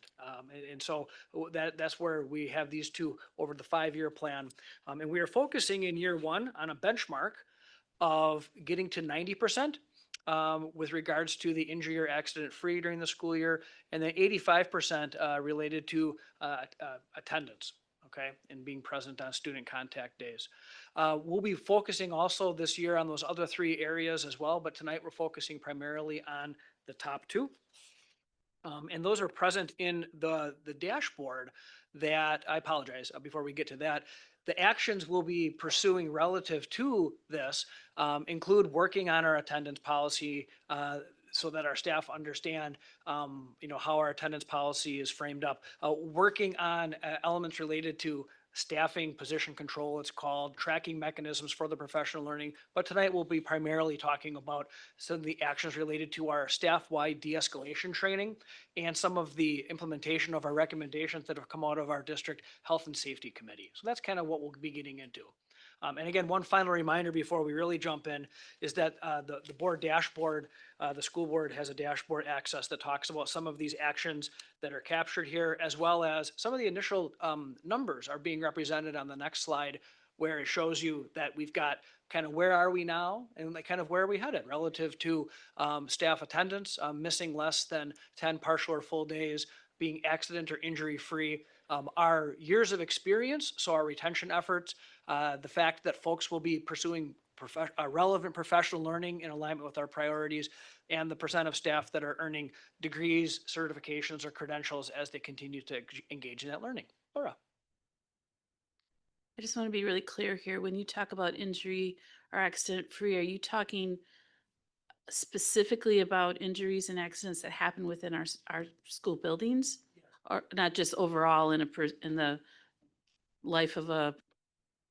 Correct. Not just, yeah. For example, I fell off my bike like 4 years ago, but it wasn't at work, right? We're talking about, yes. So, yes. So no, we're talking about, we're a very large district, both in terms of number of staff, thousands of staff, right? When we also consider our substitute staff, our coaches, more than 4 times that almost number of students, and then number of buildings and the acreage of the district. It's very, very important to emphasize the opportunity for us to, understand all the ways we can stay safe and not get hurt at work. It doesn't feel good to pinch your fingers in a door or trip down the stairs, for example. And so we're working on all those aspects, and we'll talk a little bit about what we're doing tonight related to that. Okay. So for starters, what you're seeing here on this slide is we, as an employer, we do work in the category of workers' compensation. So if you get injured or have an accident and file a report, we are promoting, we have been promoting a culture of reporting. Which means if something happens, you should document it, fill out our accident report, even if you think it's nothing, like, I'm fine. A lot of times people might feel like they're embarrassed. Maybe they tripped or they fell and they're like, oh, I'm fine. And sometimes in that rush of embarrassment, they don't want to fill it out. They just go on with their day, but they may realize a little bit down the road that they aren't feeling so well. So we try to emphasize and support folks in filling out an accident report. And so what you're seeing here is over the past 8 full school years, which run July 1st through June 30th, and then the first couple months here in 25, 26. These are the number of reports that get submitted. And really of the reports that are submitted, only approximately 20% actually end up having an injury that ends up, impacting someone in a manner where they receive medical treatment and may or may have missed work. So is that a fair, accurate statement, Chris? That's a very fair statement. The focus on getting this many reports filed was one that was brought to us by him through our work comp broker to create that culture of safety and encouraging staff that it's okay to submit an injury report, even if it's, you know, something like you cut your finger and you needed a Band-Aid. But we just want to make sure that they feel comfortable enough that if something happens, they don't feel guilty turning in an injury report, or, you know, feel that the district is going to frown upon them for having some type of injury that might cost them some missed work. We want them to fill out the paperwork, because you never know what something could turn into a week from now. And in the world of workers' compensation, when there's delays in reports and then submissions of, oh, I guess my back does hurt and it's been a month or two, trying to tie it back to, well, there was never anything submitted, and are you sure it happened at work? It becomes quite complicated. So we want to make sure that folks understand that we support them in that part of the process. Sometimes, again, about 20% of the reports do result in an employee having an injury that requires medical treatment. And that medical treatment, what happens is you fill out an injury report. And so the employee fills out the accident report, and then they describe kind of what happened. And their supervisor then, has a conversation with them as part of completing the report that talks about, hey, what are some things that maybe, led to this? Are the things that we can understand that could have helped us avoid the circumstance? And so they jot that information down, and then that report gets submitted to our work comp carrier. They fill it out, and then they have to categorize what type of an injury is it, right? And so you can see over the past 3 policy years, so the 22-23, 23-24, and 24-25 school years, there have been a dollar value assigned to the types of injuries that have been experienced in the workplace, and they get categorized: slips, trips, falls, or dysregulated student interactions, struck by or against an object. That would be like walking into the door, or something fell on you, not something thrown at you, something fell on you, or maybe an unsafe lifting situation where you strained something because you handled the material, and perhaps you were maybe burned by something. Go ahead, Chris. What I was going to say is the biggest thing is understanding that these numbers are pretty consistent with districts our size based on the information that we're getting from our work comp carrier and our work comp broker. And slips, trips, and falls are higher because body parts are expensive to fix, right? And the cost to repair things like knees, elbows, shoulders has only gone up over the last couple of years. So something that might have been, a $10,000 claim now could be $20,000 to $25,000. So as our costs have gone up, some of that can be attributed to the fact that the cost of everything has gone up. So again, in the introduction of the presentation tonight, we oriented you to the bigger picture in the strategic plan and the focus on thriving workforce. We've now drilled down a little bit into some examples of the why. Like, why did that end up there? Well, it ended up there because we want to make sure our workplace is as safe as possible. And some of the actions then that we're taking with regards to training and support for our staff. And so Chris is going to talk a little bit about some of the things that we do, and I'll share some of the things that we're doing and where we're headed next. Go ahead, Chris. So I'm sure all of you are aware of our Safe Schools, our Vector Solutions platform that we use, and you've probably gotten the email saying you've got a bunch of trainings due, or you thought you did it. But so mandatory trainings that are out there are bloodborne pathogen exposure, something that we require our staff to do annually. We've got some other mandatory reporting type activities that are required through the DPI. But we use our Safe Schools platform not only for the courses that they provide to us, but we do a lot of using it, uploading some of our own specific district trainings, and then using this platform to get it out to our staff so that we've got a way to get it to everyone easily, and we can track who's completed it and who hasn't. But the one big thing that we've done this year, if you want to go to the next slide. I'm sorry, I jumped ahead a little bit. Go ahead, Mike. Yep. So I'll toss it back to Chris in just a minute. So we have our mandatory trainings that are part of our platform. We also, when people start with us as new hires, the very first day that they're working with us during new employee orientation, we let them know that we have a culture of safety expectation, and we want to support them in staying safe and well, and avoiding interactions with hazardous materials, and how to manage their experience as an employee. And so right off the bat in their Google Classroom and as part of new employee orientation, we do talk about that. And then depending on the employee group you're in, you may get some additional specialized training. So on the next slide, it shows some examples of how our new educators, for example, had 2 days this school year in August. They spent 2 days at Edison Middle School, and they had a variety of breakout sessions around, prior to finding yourself in a situation where it might be escalated, what are the things that you do in establishing routines and procedures, the relationship with students, understanding social emotional learning needs of students, facilitated by our program support teachers and our directors. Our new paraprofessionals, same thing, had an opportunity for professional learning training where opportunities to learn about how student behavior is a way of communication, and the communicating needs, and helping paraprofessionals who are new to the role or to the district understand how to best understand what may be going on with the student prior to anything possibly escalating. In fact, we also bring back our substitute staff. So in August, right before school started, we had our substitute teachers and our substitute support staff had the opportunity to come together and review district policies and expectations. And part of that, Chris was able to work with them on presenting information around de-escalation. With regards to de-escalation, Chris? So for the past several years, we've done some de-escalation training with our staff, and we've used a combination of the CPI Institute is what we use for our nonviolent crisis intervention. So we use part of their program along with a program that was in the Safe Schools Vector Solutions platform, kind of did a hybrid, and we would do a presentation to the new staff. We'd do it to our paraprofessionals, our monitors. But we got to talking about what can we do more to get some more de-escalation to all of our staff. So the Crisis Prevention Institute created their own specific de-escalation training.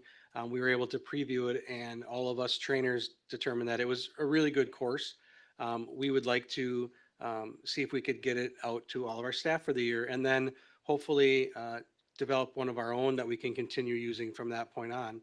So this school year, we were able to get this de-escalation training from the CPI Institute, and we rolled it out on the back to school days so that all of the schools and the staff that were present in their back to school training went through this de-escalation basics platform. It was about a 50-minute training. We had pre-developed some places where they could stop and have discussions throughout the training so that we could get some interaction and get them kind of thinking about how it relates to things in their building.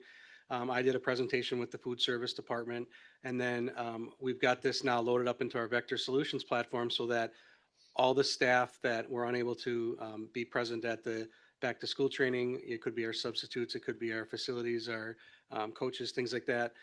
They will get the training assigned to them, and they can take it online, or we do have a couple of sessions ready to go in October after school for one day, and then on our October 3rd, which is a no student day, we've got a couple of training sessions for any monitors or any other staff that support staff that want to come to the district office and get it in person so that there can be that interactive piece of it. But this training will be active throughout the school year. All current staff, any new staff that get hired between now and the end of the year will get this training automatically assigned to them so that it'll give them, if they're young teachers that haven't had a lot of time in the classroom, it will give them some tools and some things that they can hopefully use as strategies to recognize when students are, potentially in crisis, recognize what that might look like, and then give them some tips and tools on how to maybe come up with some ways to handle those situations, or maybe work with their students so that they can provide some kind of way for them to understand when they're getting in those situations and how they can work together to try to reduce the amount of crisis situations they might be dealing with. Did you guys want any questions or thoughts now or later? Just so everybody, just making sure we know. So Alex, you have a question? Go ahead and ask. I was just curious in regards to, de-escalation and kind of conflicts. Other than more staff training, are there other policies or systems or actions or anything else that has been done on this particular front to help improve a thriving workforce? I think if you could scoot ahead, Kinsey, there's a concentric three-circle one that has to do with towards the end here. If I'm understanding your question, Alex, I think that it's a combination of, like I said at the beginning, Chris and I represent two people that support this work and lead some of it, but there's other departments that have, work that goes on here, right? So when we talk about relationships, okay, that's a big part of the training that people get on the front end to prevent students from not having a positive you're getting to know your student, getting to know your students, knowing how they tick, how they work. That's one thing that's a very, very precursor to, knowing how someone is behaving and what might cause them to be agitated or irritated or frustrated. When we get to the next slide, then what de-escalation training do you have? If someone is escalated, if someone is stressed out, do you recognize it? What do you do? How do you recognize it? How do you position yourself physically? How do you know what's going on there? And for some of our staff, all of our buildings have staff that have been trained at in something called nonviolent crisis intervention. Not everybody has that, but all schools have have access to it. And there's a sign-up sheet and there's a budget that's affiliated with that, right? And then Chris is also going to talk a little bit about the Centegix badge, which is part of the process as well. And I'm not sure if that's getting at what you're asking or not. No, it is. Correct me if I'm wrong, but it sounds like basically asking the staff to do more training is the one and possibly only thing that's geared towards dealing with student escalation and behavior situations to help improve the thriving workforce. There aren't anything else in play that we're implementing or changing. I'm not quite sure what you mean by what else we'd be doing. I mean, there is a nonviolent crisis intervention training for those that need it. And that the de-escalation piece of this training is basically pulled from that nonviolent crisis. So you're training your staff minus the physical interventions. Sorry. So what I'm getting at is this is something that has been communicated to me consistently for a long time by a lot of people and still is. Students, being escalated and being verbally and physically abusive towards staff. It's a top priority. And I guess what I'm seeing is, like most of my career in education in our district, it's basically one solution is to tell teachers or give teachers more training for teachers. And most of it's pretty much similar, to be honest. And a lot of teachers have already had a lot of the types of training. So I'm just wondering if there's anything else that we are doing that I'm not aware of to address said situation. Well, I appreciate the question, Alex. I mean, I want to also articulate that you're going to hear, I think, as the course of the year goes on in different groups that present about what does a thriving student body look like? What does academic excellence look like? And that includes how do we understand social emotional learning needs of students? And then if there's data or patterns that emerge around, let's say a student, right? There's documentation and there are practices and processes involved for navigating that. So that's the other layer that goes into that. It has to do with not the department that I specifically work in. And so I think the teams that work in those departments around what are the documentation processes, what are the ways that things are navigated.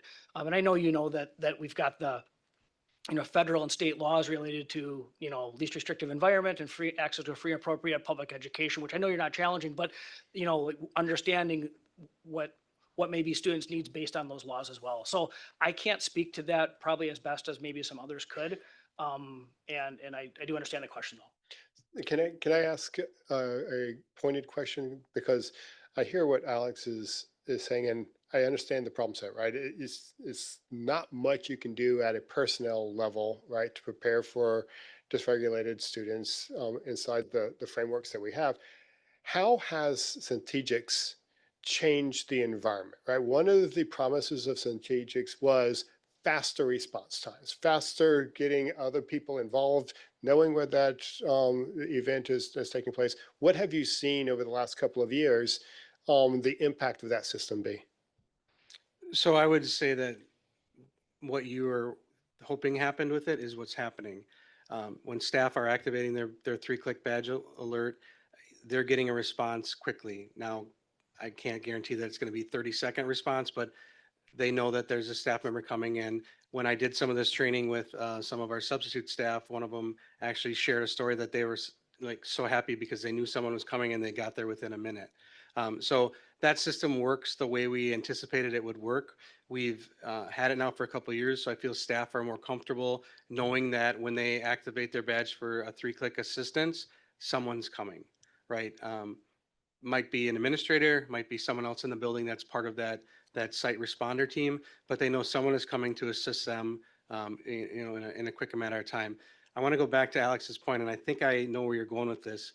Um, We do have specialized staff that work out of the district office, the PSTs that do go to their schools, and they do work with the staff in the buildings if they have situations where they've got students that, are in crisis and they're struggling with finding ways to help them regulate themselves. So they will go and they will assist them. We also encourage all of our people that go through our nonviolent crisis training to make sure that they practice what they've been taught, right? Because you can come to the training every couple of years and have a guy like me talk to you about it and have you practice it for a few hours, but it's important for them to go back to their buildings and work with their teams and practice the things that they're doing to make sure that they're competent in what they're doing, but also feel comfortable with the people that they're working with. Is that kind of what you're getting at, like on a building level? Like what are they doing to, besides just getting information, whether it be online or, someone talking to them?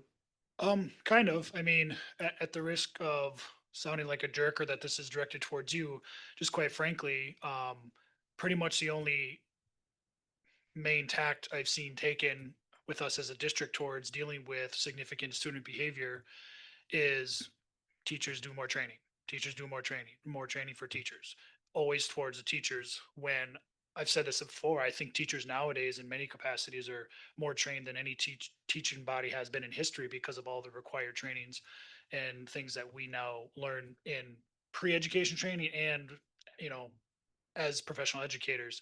And there's many other ways to tackle the same problem other than just from one way. So I was kind of wondering and want to know and want to see us make sure that, especially to attract and retain teachers and achieve our thriving, um, you know, uh, sorry, our workforce, thank you, that we are making sure that we are hitting things on the other side, on other ends, to diminish the amount of and the intensity of situations dealing with, especially with student behavior.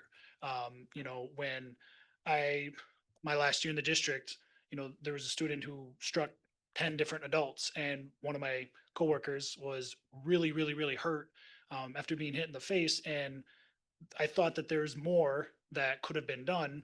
And I want to make sure that in either case, we are doing more than just focusing on what we can train teachers to know or do, and to really make sure that this totality of this thriving workforce is better. Yeah, yeah, I appreciate that. And I don't know that I'm the person to speak to the things that are being done, on a student services level. I mean, obviously, we've got a student services or people services department that work more intensely with the schools than I do when it comes to things of that nature.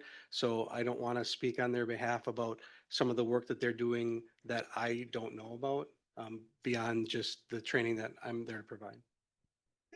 Can we have Laura? So Alex, I'm just gonna ask you, so if it's not teachers, teachers are trained, you guys are doing that work, teachers are doing the work. It's not the students, they're students or children.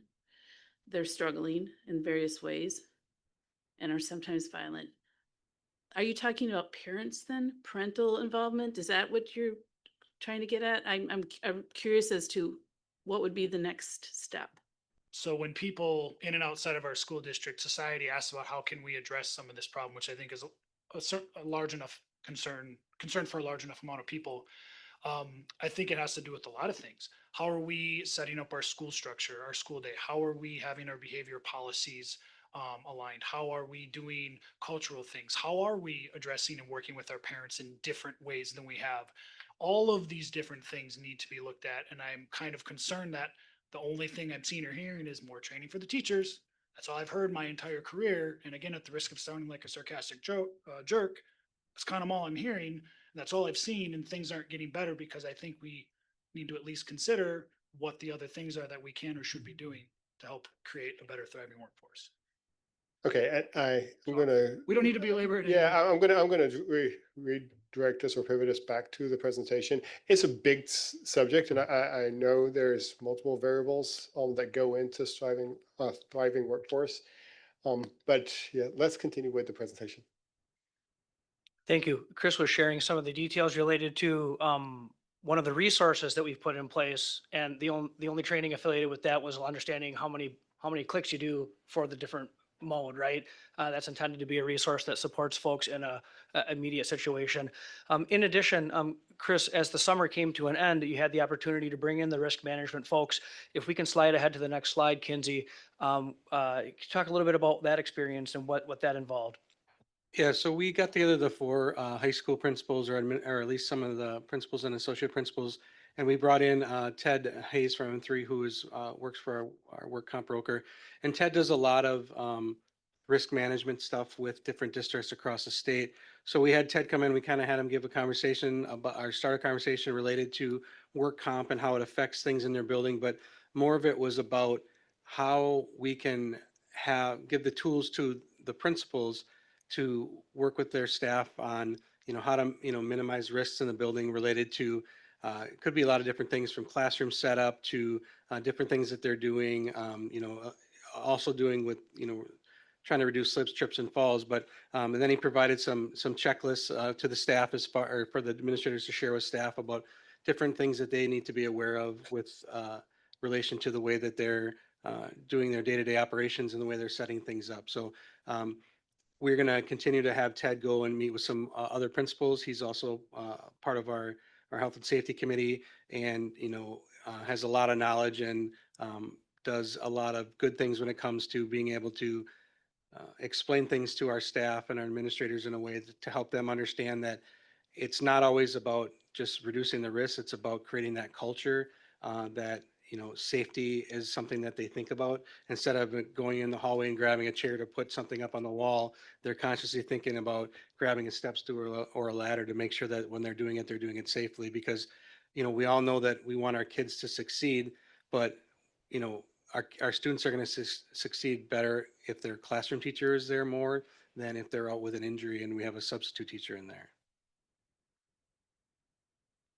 And that's really a crucial point, Chris, which I appreciate. On that next slide, as we've learned what we've learned in some of the early work over the course of this summer, as the school year got started, reflecting on when and where and how opportunities for staff to get together and share ideas and learn about effective strategies.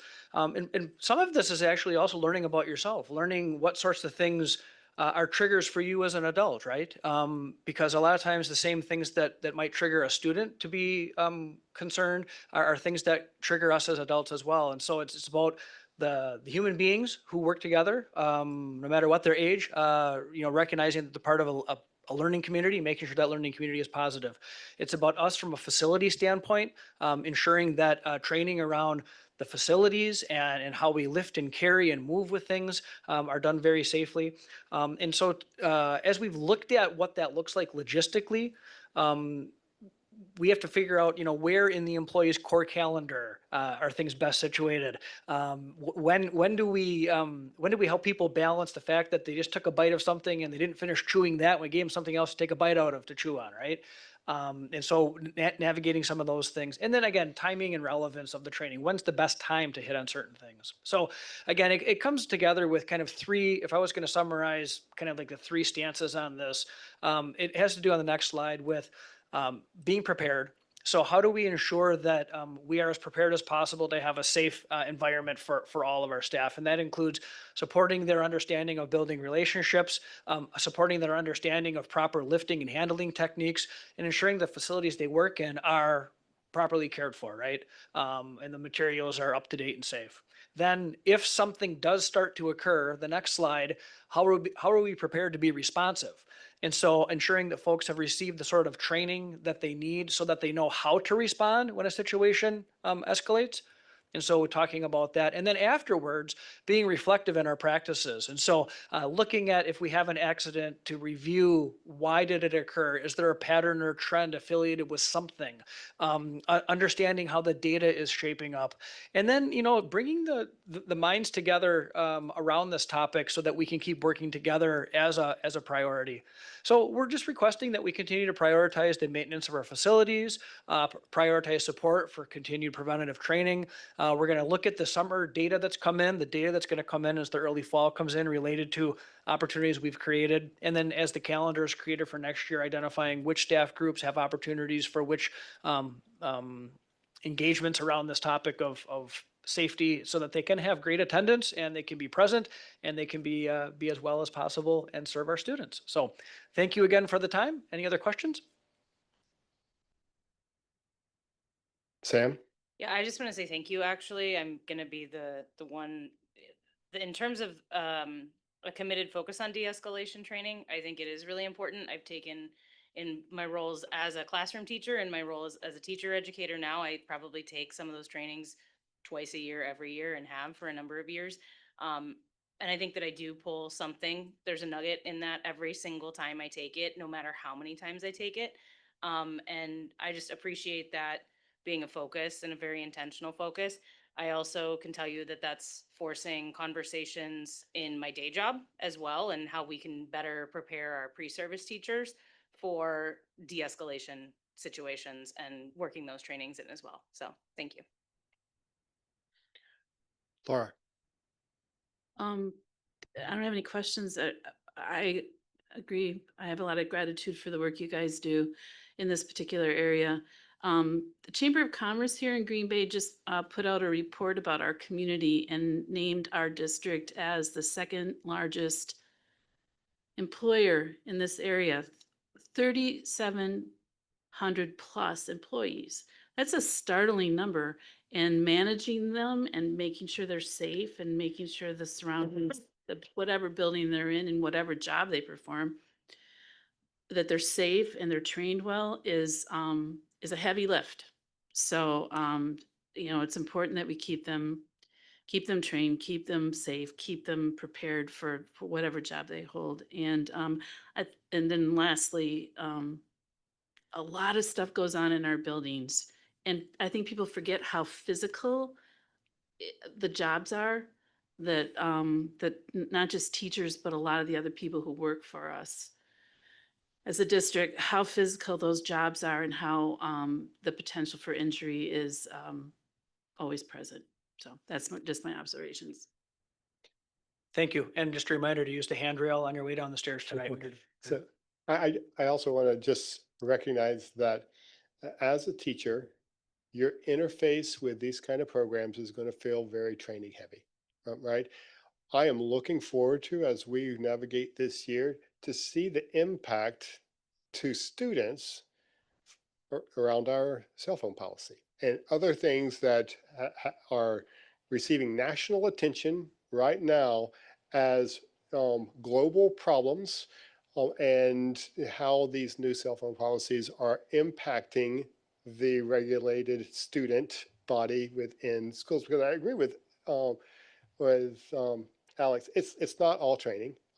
As a teacher, it feels like all training, right? Because that's what you need to be, is well trained. But I know that there are covering policies, some new, some old, that just we need to rely on to help the student body navigate the school day successfully, because that it all rolls up, right?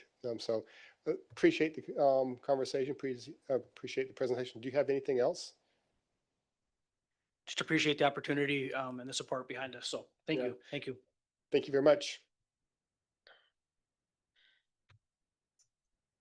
Okay, we'll continue down the agenda. Agenda item 4A. Alex, I think you're going to manage education today. I'll pass the chair to you. That is correct. Thank you. With our education update today, we're going to be going over course listings for 26-27 school year. This is an annual process that we go through in reviewing any possible modifications to our course book and course selection option, particularly for middle and high school. We will have Associate Superintendent David Johns, also Eric Kahn, and I believe we'll also have some representatives from Tiny Earth as well, as we are going to learn about a new program opportunity. Thank you, Mr. Minow. Thank you again, board, for this opportunity. I'll have Dr. Eric Kahn, and our guests are right behind. Here's what I wonder if we could do. If we could field questions in general about the scope of the course book changes and updates, and then would love to bring our guests forward to highlight, again, that exciting component of a new opportunity in our schools. Sounds like a great idea.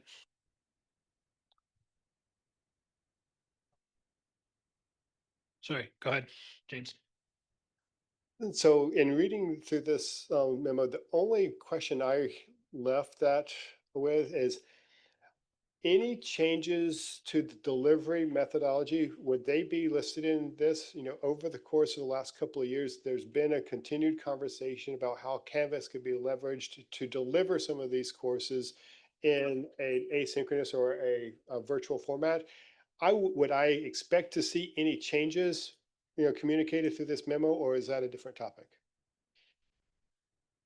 You wouldn't expect to see those changes communicated yet, but as we committed when we talked about the future of virtual learning, particularly as it related to KJ Academy, Yeah. we are having those conversations. In fact, we're scheduled tomorrow to Okay. continue the conversation about virtual opportunities. That would come to you as an amended update to which of these or any others would be available online. So yeah, Thank you. thanks for bringing that up. Samantha? Just a quick clarification in looking at some of the course changes here. I just noticed that it appears some of the EL intensive things for math are going to be happening only at Southwest, but that ELA for our newcomers and high intensive supports for our language learners are going to be happening at East. Some clarification on kind of where and how those kids might be served. Sorry about that. Julie Seafeld from our multilingual learner department is going to be able to answer those questions. Thanks for the question. So we have different programs for the different types of students that we have. So at Southwest High School, that's where we have programming for our students with limited or interrupted formal education, our SLIFE students. So Southwest is the only school that offers those SLIFE math classes. So students who are new to the country who do not need SLIFE courses, those students are housed at East High. You're welcome. I want to ask my question right now as well, since you're here, because this would be for you as well, most likely. Kind of related. I was just noticing, and I just realized this now, opposed to when I looked at it earlier, that removed course, it looks like bilingual LA 7 and 8, and then they would be enrolling then in English language development. Can you kind of teach me what that might be and how that looks? So a few years ago, the bilingual program was under the teaching and learning department. And so they had courses created for newcomers who are in the bilingual department. And that's where that language arts bilingual 7 and 8 come. So it was a second hour class to their universal ELA class that focused on English language development. So our ESL students always had English language development courses. Now that bilingual and ESL are back together under the multilingual learner umbrella, we're just going to be running the English language development class, and there will be students from the bilingual program and the ESL program in those courses. Okay, and is that a block then, like a 2-hour block, or? No, it's a 1 hour course, and it is in addition to their universal grade level ELA class, English language arts class that they all take. Other questions? All right, then I think we can move to Tiny Earth. Fantastic.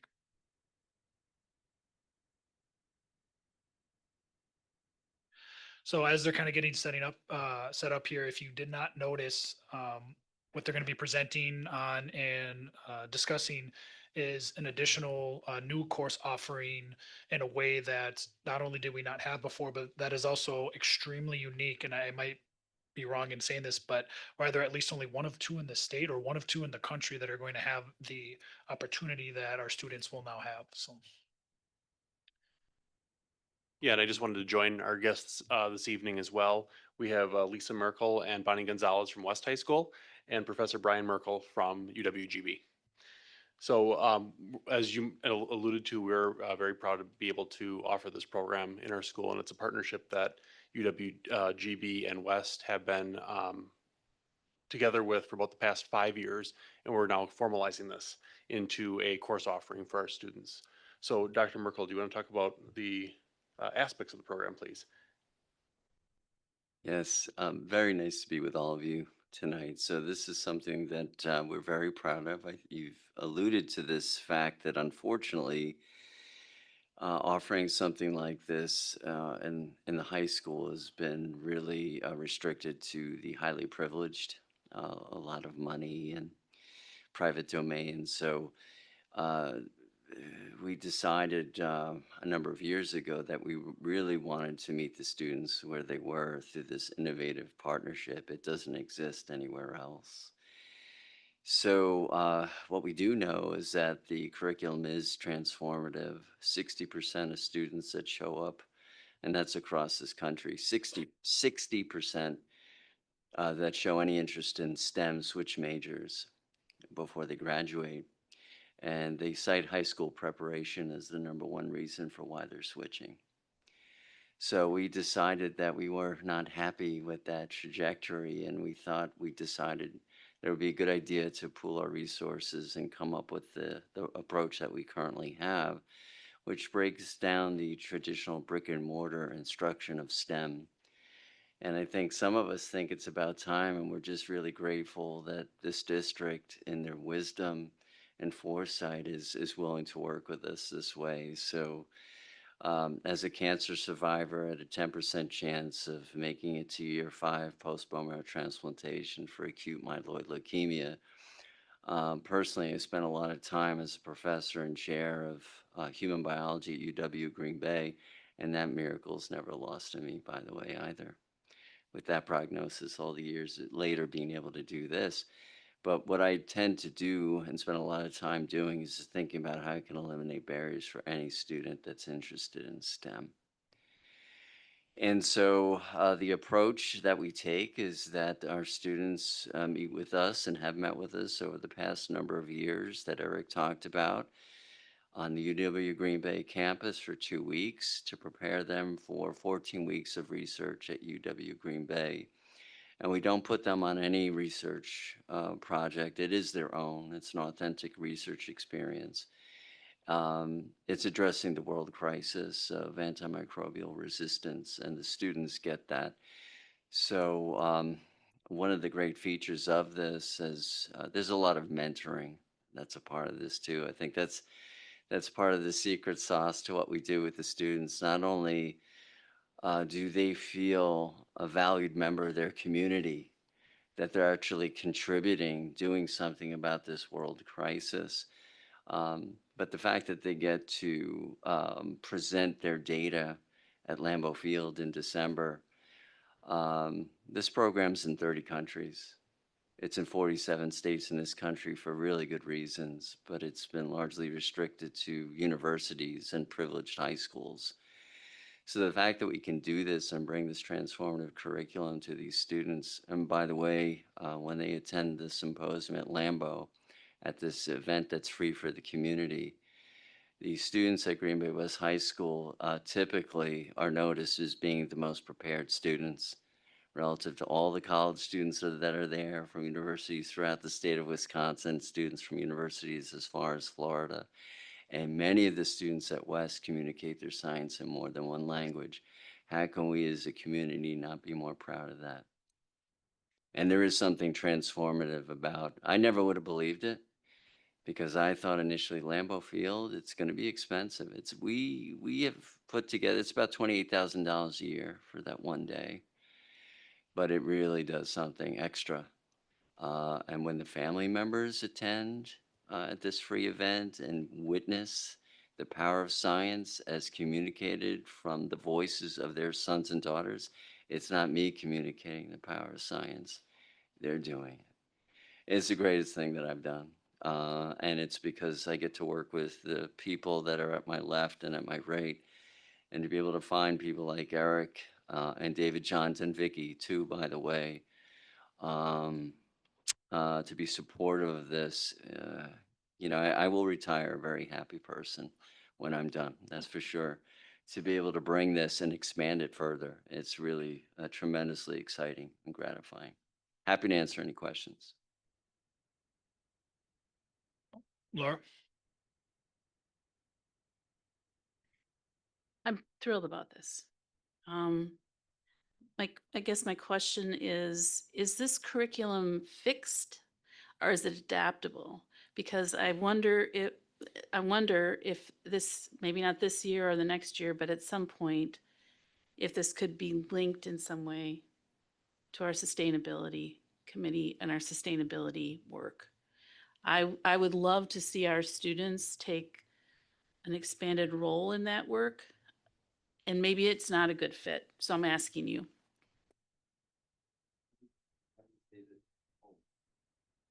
Sorry, I would say that the very nature of this work is highly interdisciplinary. There's chemistry, there's ag. I mean, students rather start with the soil sample that they believe based on the research that they do before they pick that soil sample. Soil contains the largest trove of bacteria that produce antibiotics that you can find in the world. So there's ag components to it, there's environmental science, there's chemistry, there's biology. There's so many ways that this can work in terms of collaboration and being multidisciplinary and interdisciplinary. So I'm not entirely sure that answers your question, but I would certainly refer to and defer to my colleagues if they have something that they think would be more applicable to your question. But thank you. I would say in addition, it's the applicability to the sustainability piece. So it's tied to specifically to the antibiotic resistance work that Dr. Merkel talked about, but the skills the students are learning are transferable to broader scientific inquiry. James? Yeah, I echo Laura. This is fantastic. What's your current enrollment, or how many students do you are participate now? And I know it's kind of odd because it's been an outside of school activity. What's your target for the student count as you turn this into curriculum?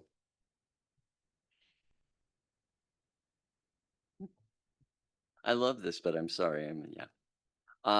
I tend to really, I'm a very big picture. I love these kinds of things. I absolutely do.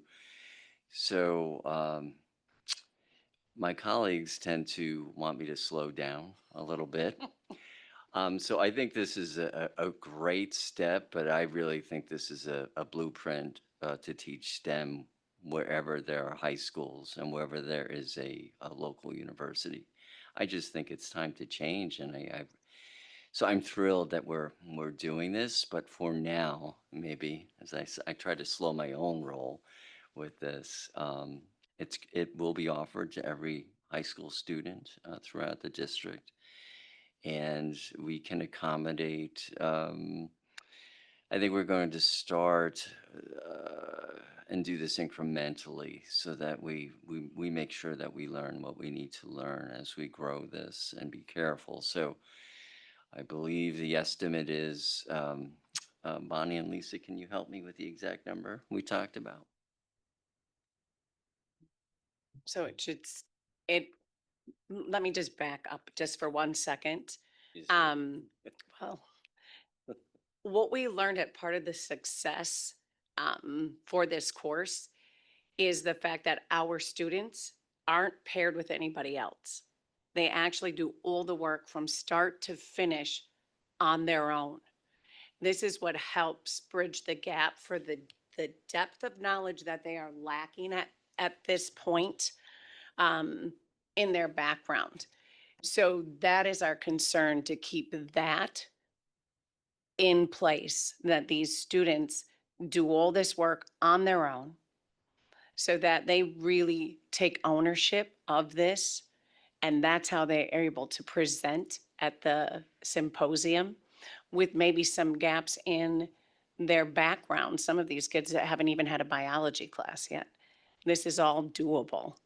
So that is what we're looking at. So if we're looking at 24 students in Bonnie and my classroom to teach them these other pieces inside the capstone, we want to keep that lab experience. So it would have to be where they are 24 students so that each one of them could still do this work independently. That's what we think is most important. Whether we can expand it to more labs afterwards is another question. Does that make sense? Yeah, and that's where I always want to go immediately. So I appreciate people trying to slow me down, which is appropriate. Yeah. Jeanette? Well, I'm really excited about this because I'm a research geek and um, scientific research has saved my life. So thank you. Um, and sustainability, gosh, soil research, a lot of sustainability. What are we doing with our food waste? We're composting it. How does that affect the soil? That's would be my project. Okay, so what are the grade levels that we're talking about here? Is this a junior senior experience, only a senior experience? And if there's only 24 students right now at West, there are plans in the future to expand this to all our high schools or even go down to our more accelerated learners that are in 8th grade? Is this something that something could be very small and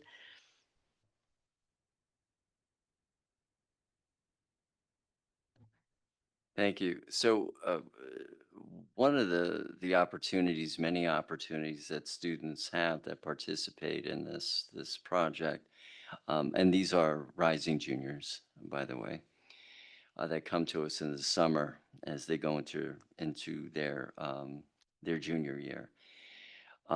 Those students that complete the project in the past, they are invited to be TAs for the future offerings, and we've had many students do that.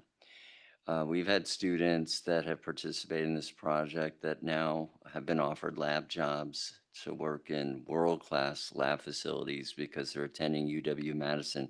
And even though I'm jealous that they leave and they go to another university, we want them to be happy. I can't change that, even though I would like to. Um, but that's how great these opportunities are for these students and how much confidence that they give them.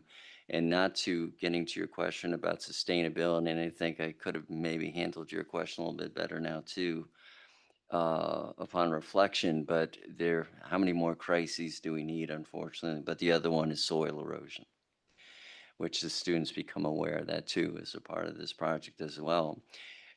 We hope that in their senior year, well, the plan is, it's not a hope, that we're going to have internship opportunities that are in place that are part of the curriculum, and outreach opportunities for these students. And you mentioned middle school, to go into middle schools and talk about the crisis of antibiotic resistance and the research that they did to do something about it.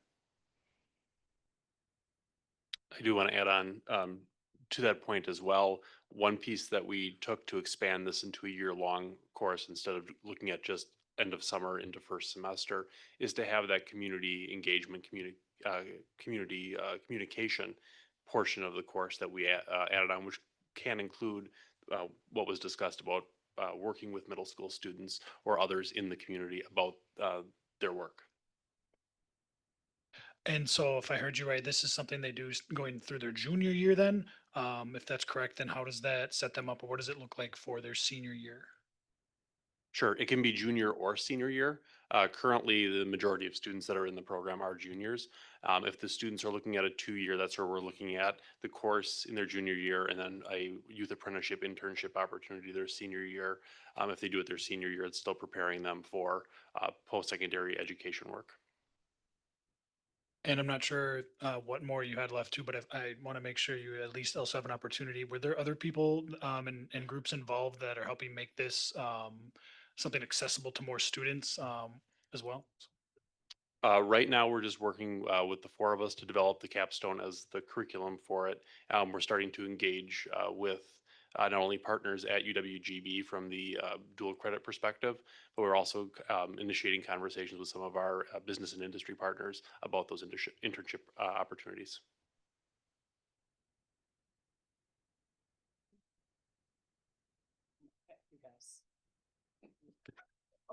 Actually, I'm sorry. There is also leadership pieces for our students that Eric alluded to, that they get to bring this information back to the elementary or middle schools, but we also have them TA in our labs so that this summer, 3 of the candidates who finished last year were in our classrooms helping the new group So that is another way to give forward and let them shine and just expose them to another opportunity, putting them in that leadership role. So it's pretty magnificent. And one of our first participants is still, she's at UWGB. She wants to be a pediatrician, and she's still TAing for our at the 14-week course. Can I say her name or no? Is that illegal? Maritza Lopez.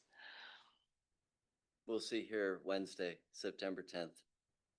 And she's always got a beautiful smile on her face. Yeah. And she's just killing it. Oh, sorry. The other thing, so if I have a mic, then it's dangerous, I guess. But the plan in the future, of course, is to offer the very training that I experienced. It was a week-long training at UW-Madison. Joe Handelsman is the director of the Wisconsin Institute for Discovery. In a way, UW-Madison and she's the director of, it's called the WID.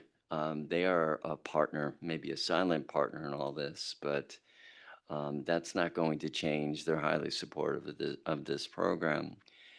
And so the very training, and she was a science advisor for Barack Obama. So the very training that I experienced, a week-long training at the UW-Madison campus, so that I could do this and have this as a part of my own research agenda. I will be hosting trainings at the UW Green Bay campus for all the science teachers throughout the district. Because for all the great things that high school teachers do, I just think it's a terrific opportunity for us to work together in this collaborative way. And I think it's inspirational. I think it reinvigorates all of us about science um, and STEM and what it means to actually do research. The IB programs are great, but too often we're not really training high school science teachers how to do research, but yet there's some expectation that they should be able to. And so my hope is that we can change this as we work together with what we're starting and building upon here. Thanks to all of you. Thank you for the opportunity to expand this program to our school district. Anybody else? All right. Thank you so much.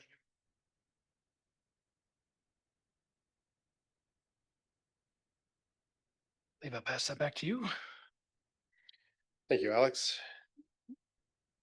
We'll go on to agenda item number 5, operations for referendum updates. Laura?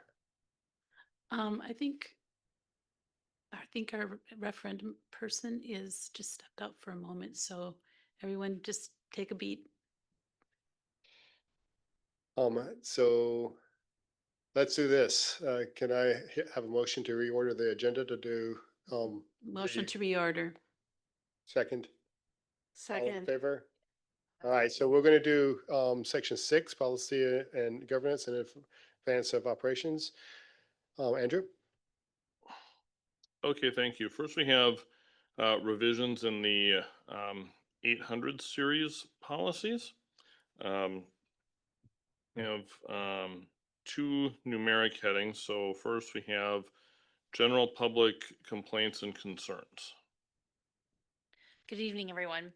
I'm happy to report these are the last 2 policies in the 800 series, and then you will have successfully completed review of the entire 800 series. So thank you for your work on this. As Andrew said, the first policy for your review is the general public complaints concerns. Really, this was to provide, the revisions provide more detail to the public in how to process their complaints and concerns and a better streamlined process for doing so. It doesn't really change our work because this is what we were doing on the back end, but it just provides more detail to the public. Board questions?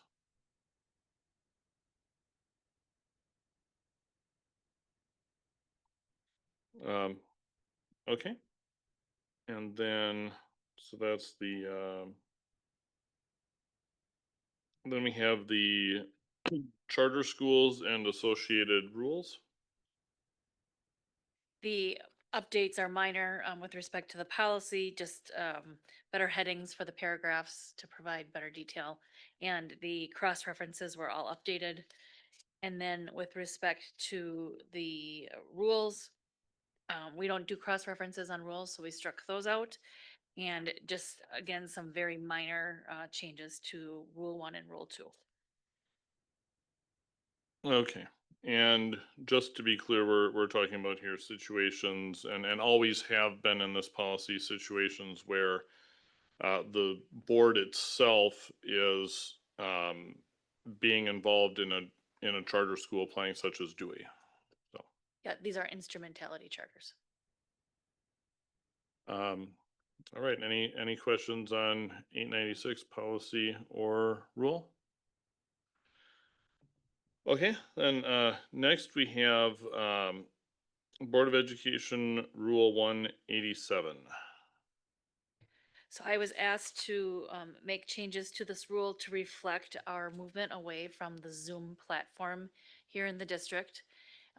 We have transitioned from Zoom to Teams, and an add-on to that Zoom contract is this call-in feature that we implemented during COVID to allow for the public to participate in the school board meetings.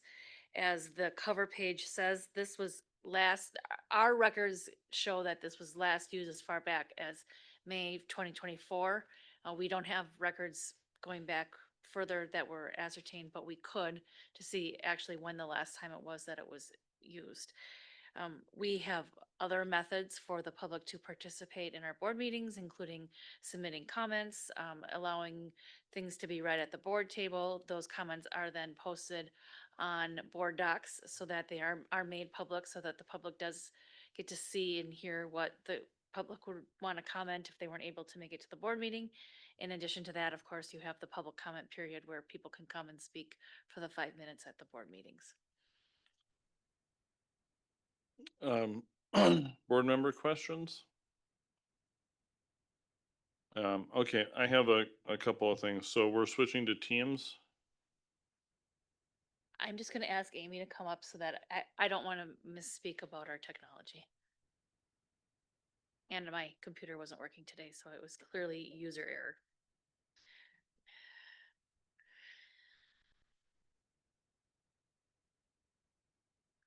Good evening. I almost said good afternoon. We are switching from Zoom to Teams within our regular workday virtual environment, just the Teams virtual meetings. We're not shifting to Microsoft Teams. We're sticking with Google, but the board meetings will stay with Zoom. Okay, so one Zoom account. We're limiting our Zoom accounts from all staff members having a paid Zoom account to 20, which is the smallest unit that we can purchase.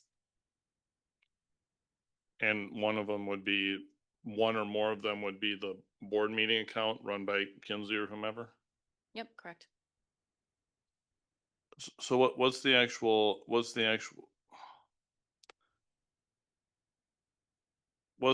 cost of the call-in feature?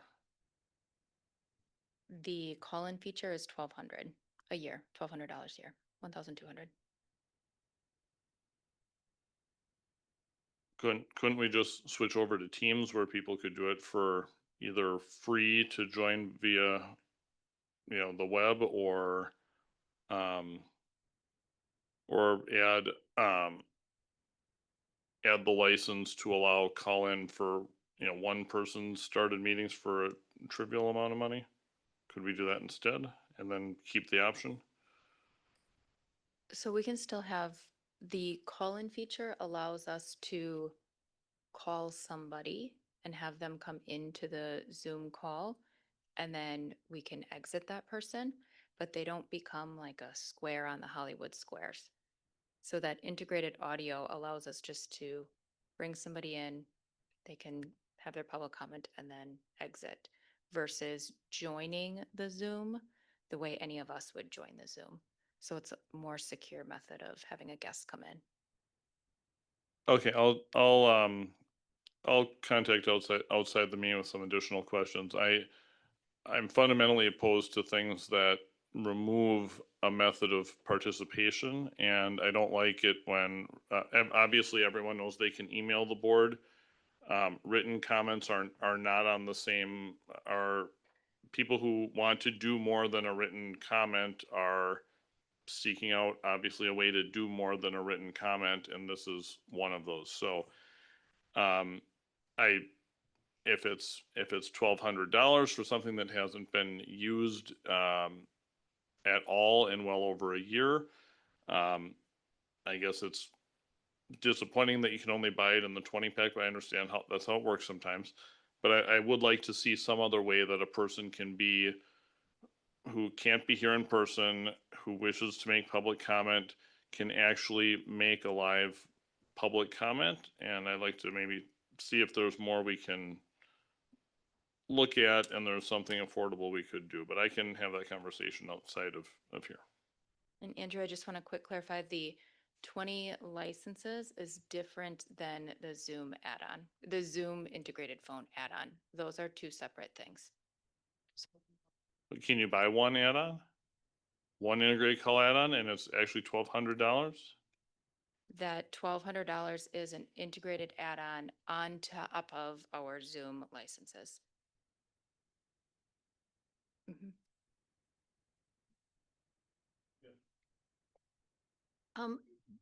Tell me if I've got this right. When it was originally, the Zoom thing was originally started, it was during COVID and it was using ESSER funds to pay for. And there are no ESSER funds anymore. And is this in our budget? Is this $1,200 in our budget? Yeah, that's a good question. This is the first year that Zoom will be funded outside of ESSER dollars. We have to maintain our Zoom license to maintain our phone system. So we will be purchasing the 20 licenses is in my budget. And then there is wiggle room if we need to. We budgeted for everything in hopes of decreasing. So there is wiggle room for that 1,200. But again, it hasn't been used. As far as we can go back in our system, we can't find when it was last used. Jeanette? Okay, I'm, just for clarification, you said that we could call someone and they can tell us what their comment is via phone. Is that an extra charge? That's not the, okay, that is an extra charge. Okay, I'm glad I asked because I misunderstood that. Okay. Again, that was put into place when nobody was in person, right? When COVID had taken us to the place of virtual land. So the only way to get public comment was that integrated audio option. Now we see folks are, have the ability to come in and do all the other things that they may opt to share information that way.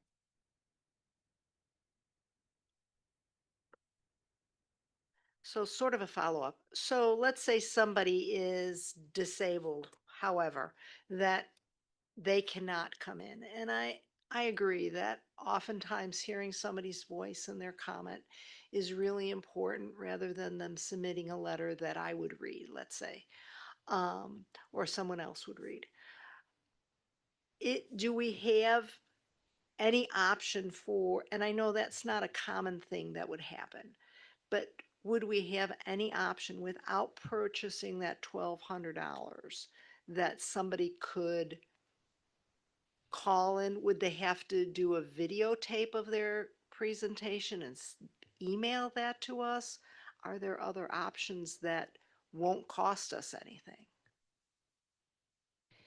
You all have your phone numbers listed on the board website, so the individual can certainly reach out to you. I know it's individually, but if they want to have a conversation about something, they could reach out to you and have that conversation.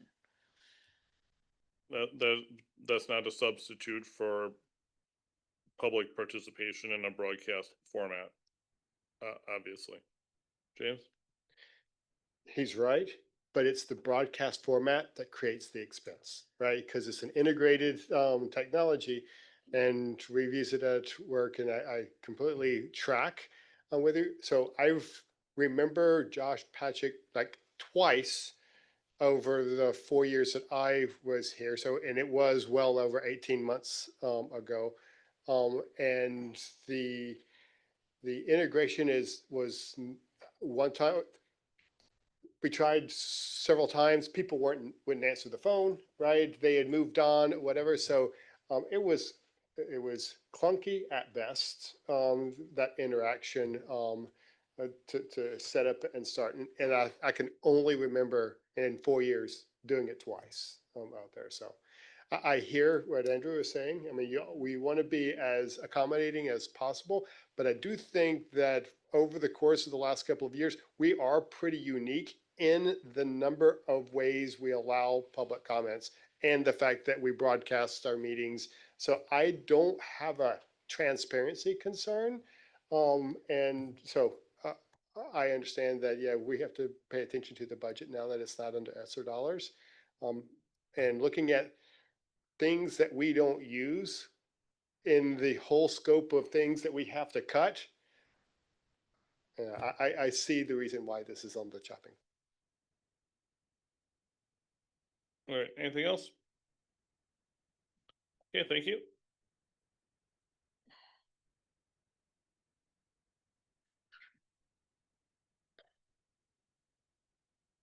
Okay, That's, I think that's it. yes. All right. We're going to step back. Laura, I'll pass the chair back to you. All right, we're ready for you, Cal. Yes, you step out, you lose your slide.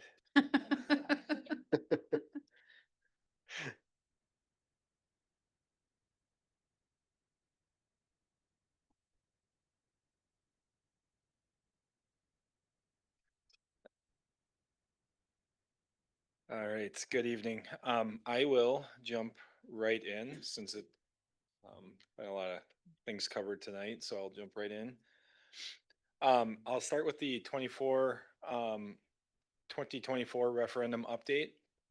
Our partners at Nexus helped put together a little more comprehensive update now that we're getting a little further into the 24 projects. And we'll start with Star Elementary. This gives you a little bit of photos for those that haven't seen the site, and then a brief kind of short-term schedule on the right-hand side. As you can see, if you've been at the site or by these pictures, the building is starting to take shape. Much of the site work is complete. Much of our geothermal system from the site is complete. And then what you'll see here is we're working from west to east on the building. And the footings and the foundations that you see in these photos are that western portion where we get into the second through fifth grade classroom areas. So that's the last piece that's being poured for our footings foundations, and that's the last piece you'll see with steel coming out of the ground.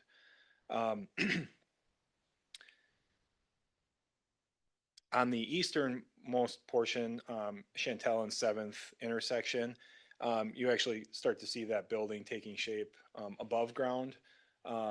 Our building envelopes being created, precast panels have been set for the gymnasium, and it's really starting to look like something. And that progress will continue kind of in a phased west to east visual for people as you're looking at the site. And then just a few more photos of Star. Obviously, we have our structural steel, our steel studs, our building envelope, underground mechanicals have been placed within the building footprints, and that's what you see in the upper right corner there. And we'll start to, once we get that enclosed, start to see concrete going down, get our floors installed, and start to tighten that building up before winter. Any questions on Star? It's not really a question, but I did, I was unexpectedly at a social event recently where Bart Starr Jr. was in attendance, and he happened to be sitting at the table right next to ours. And after the event was over, I went over to him, introduced myself. He doesn't know me at all. And the minute I said I was on the school board, and for Green Bay, he lit right up and started talking about, he had been by the school the day before, and he was very, very happy at the progress, and he had just a lot of good things to say about the school. He had a lot of nice things to say about Vicky and our school district in general. And he and his family are extremely excited about this project. So I just wanted to share that. Also, I'm hearing a lot of other, people who go by it, they're surprised at how big it is, right? Because now you can really see the scope of how large this building is going to be. And that got, you kind of have to remind people, well, that's because it's got to fit 3 schools in it, the population of 3 different schools in it. And so it's starting to get a lot of attention. And I just wanted to share that. That brings up a good point too. With all of these projects, we focus on the construction aspect of it, the physical plant itself. There's a lot of work with our branding, with Star Elementary, furniture, equipment, things like that are continuing in the background as well, all to be ready for that 26-27 school year. Washington Middle School. So this will be our first completed 24 referendum project. There was a few tweaks to the scope of this project due to existing conditions in the building, but overall, with a restroom upgrade and a front office upgrade, as well as some ADA upgrades with doors, door hardware, accessibility, things like that. As you can see, we have our substantial completion for this project. There's a few little pieces that are still being worked out, so I won't say it's 100% complete, but obviously we're having school there now, and the majority of the project is complete. The final piece you see there are some unique fire windows for our quiet cafeteria that's adjacent to their existing cafeteria. Quick question. When you say front office work, which offices are you referring to? The main entrance kind of in the center of the school. Yeah, yes.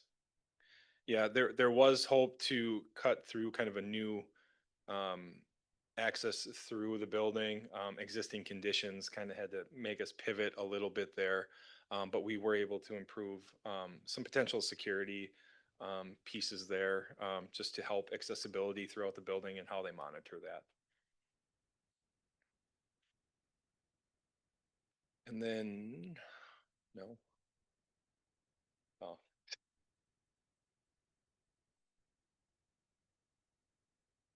And then next I have Doty Elementary.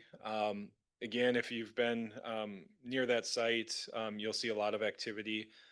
Majority of that mass grading has been completed on that site. Footings, foundations have started. Unfortunately, we had some delays with the playground, which are currently being addressed. It was partially installed, and we're continuing to get that wrapped up. Hopefully by October, have that 100% complete for the brand new playground. But as far as the building, there was some interior renovations done.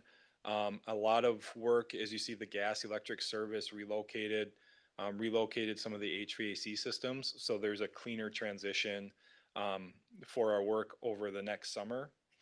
Majority of the work you're going to see over this winter into spring is the addition, and you'll see a large addition going on here. Precast walls are going to be going up shortly, and with the footing and foundations wrapping up, you're going to see steel coming out of the ground as well. And just some additional. Sorry, Andrew? So what's the situation with the playground equipment, and why is the delay so long? I could say it's a number of reasons for the playground. So there's existing equipment that was reinstalled in its new location that was intended to have a new playground surface to be installed underneath it and over the entire playground. The new equipment was the last update we had was stuck in customs and could not get released. So there was a shipping issue was the major concern there. That I believe has been released, and they started install this week. and then we will just try to recover with the playground surface. So right now there's chips. The playground is usable on the portion that's installed. We will have those chips removed and then that new playground surface still installed yet this fall. Okay, so the equipment's here now that was in customs? It's here now? I'm hesitant to say all of it. They started installing it. We're meeting on sites with our vendors on Wednesday to confirm that all the parts and pieces are there to finish the install. Okay, but it's not, at one point, all of it was stuck in customs and it no longer is stuck. Okay, thank you.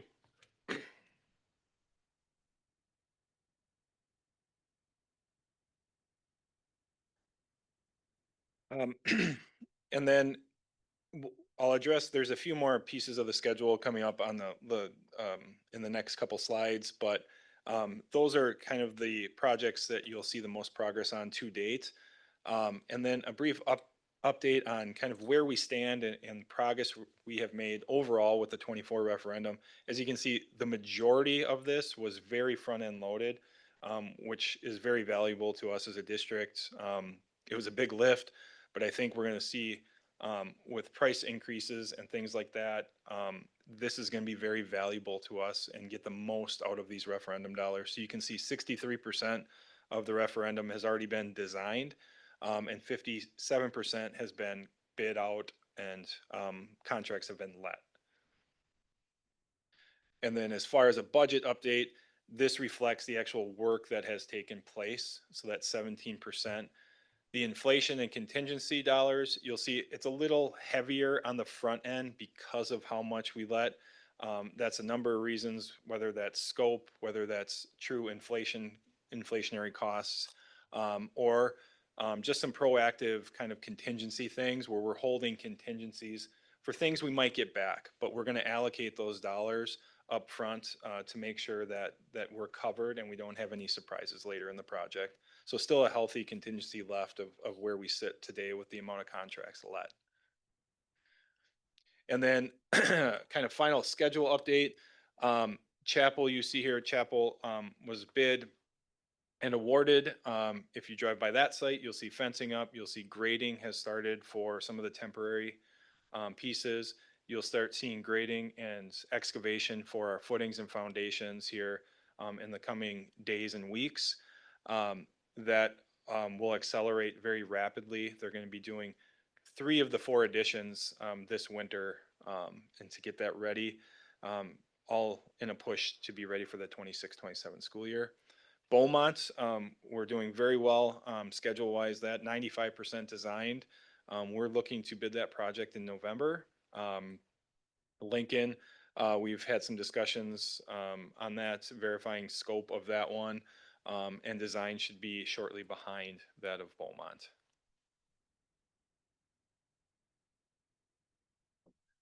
Anything else that was kind of the wrap on the 24 referendum? Any other questions on the 24 referendum?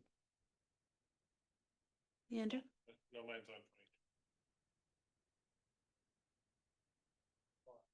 on. Oh, so go ahead, James. So on the chapel site, and just walking around and talking with individuals, do we have any kind of delays or associated wait states with the city on that property? When you say that we're going to grading, that tells me that all of the city stuff has been cleared and we're building now. Yeah, I think we had some, and I wouldn't say just the city. I think we worked through some things with plan design at the state level. If you're not aware, the city certainly has a large backlog of projects, had a lot of turnover in their planning review, and they outsource a lot of that to the state, which a lot of cities do. So between that and our contractors working through, a few, I would say, bumps in the road on that. We got through it. We're moving ground now, have our permits in place, and we're kind of full steam ahead now. Thank you. And then for 22 referendum, so kind of hopefully one of our last recaps here. I'll have maybe just some high level notes in the future. you'll see here in the construction closeout, I won't go through all of them. If there's any specific questions, I'll surely answer those. But ASB expansion, really, the last one you see in construction is really the only true construction project we have kind of out there, other than a small phase at Sullivan that will happen next summer. But those are kind of our two projects that are truly in construction. The remainder of those are kind of in a closeout phase, punch list items, smaller kind of scopes, but we have, I would say, essentially substantial completion at all these projects on that left-hand column. And then on the right are ones that are substantially complete and closed out. I would say there may be some furnishing or FF&E type pieces to those that we're still addressing. But I'll say from a construction standpoint, those are complete.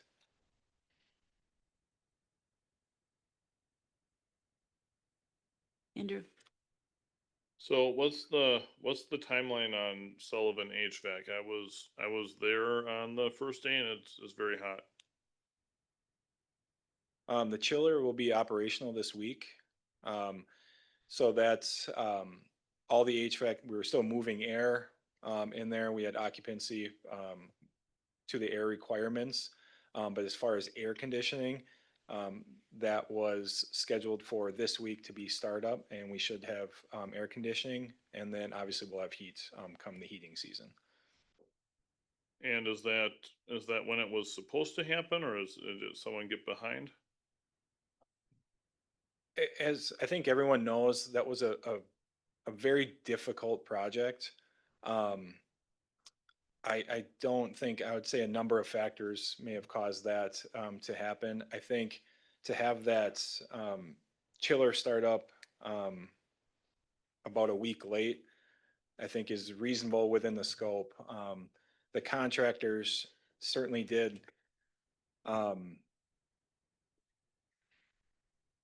address that up front with us as we went into that project this summer. And being able to kind of condense the schedule overall, we've limited that impact for that school in later months. So instead of phasing out that project in like the second floor, first floor type piece, we were able to condense that project and limit the overall impact of that project, which I would say a portion of that, and you're kind of in a 3-month window to replace an entire building's, nearly entire building's HVAC is pretty impressive. So I wouldn't say necessarily it's blame. It was an aggressive schedule, and I think we missed our mark a little bit. And by a week, I think that's acceptable for the scope that we asked them to do.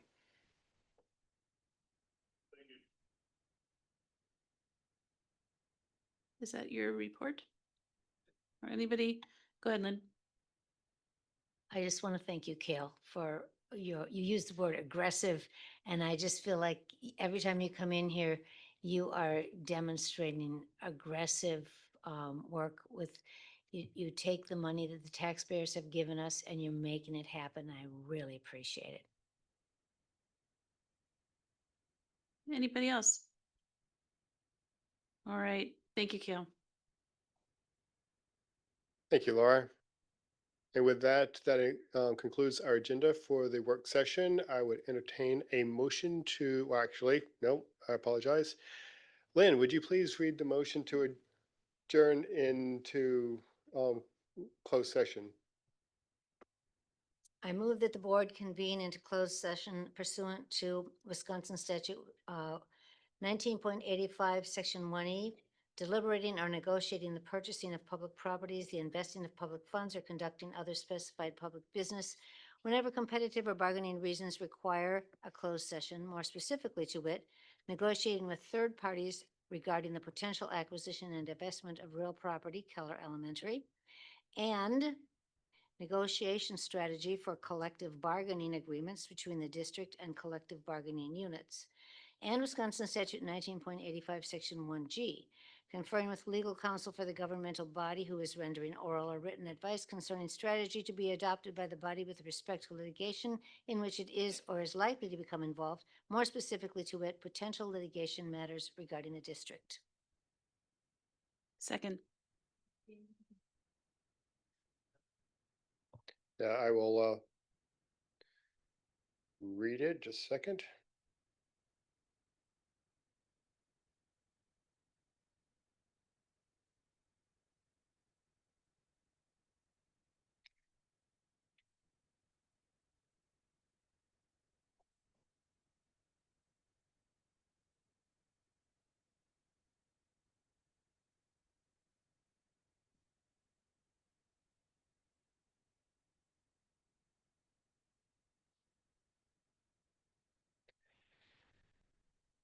So I just want to make sure that the public understands that going into closed session, the district has received several offers for the purchase of Keller Elementary School.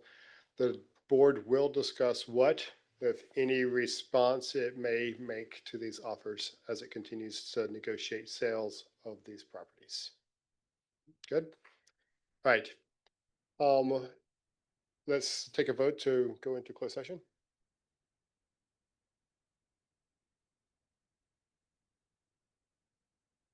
Meister, Yes. Knell, Yes. Minnow, Yes. Gerlach, Yes. Lyerly, Yes. McCoy, Yes. Becker. Yes. All right. We're adjourned into closed session. You have been watching the Green Bay Area Public School District's Board of Education meeting. Please visit the school district's website, www.gbaps.org, for more information on the district and future meeting dates. If you cannot fully access the information on this video, please let us know the accessibility issue you are having by calling 920-448-2025 or by email at communications@gbaps.org. We will try to provide the information to you in an alternative format and/or make the necessary improvements to make the information accessible.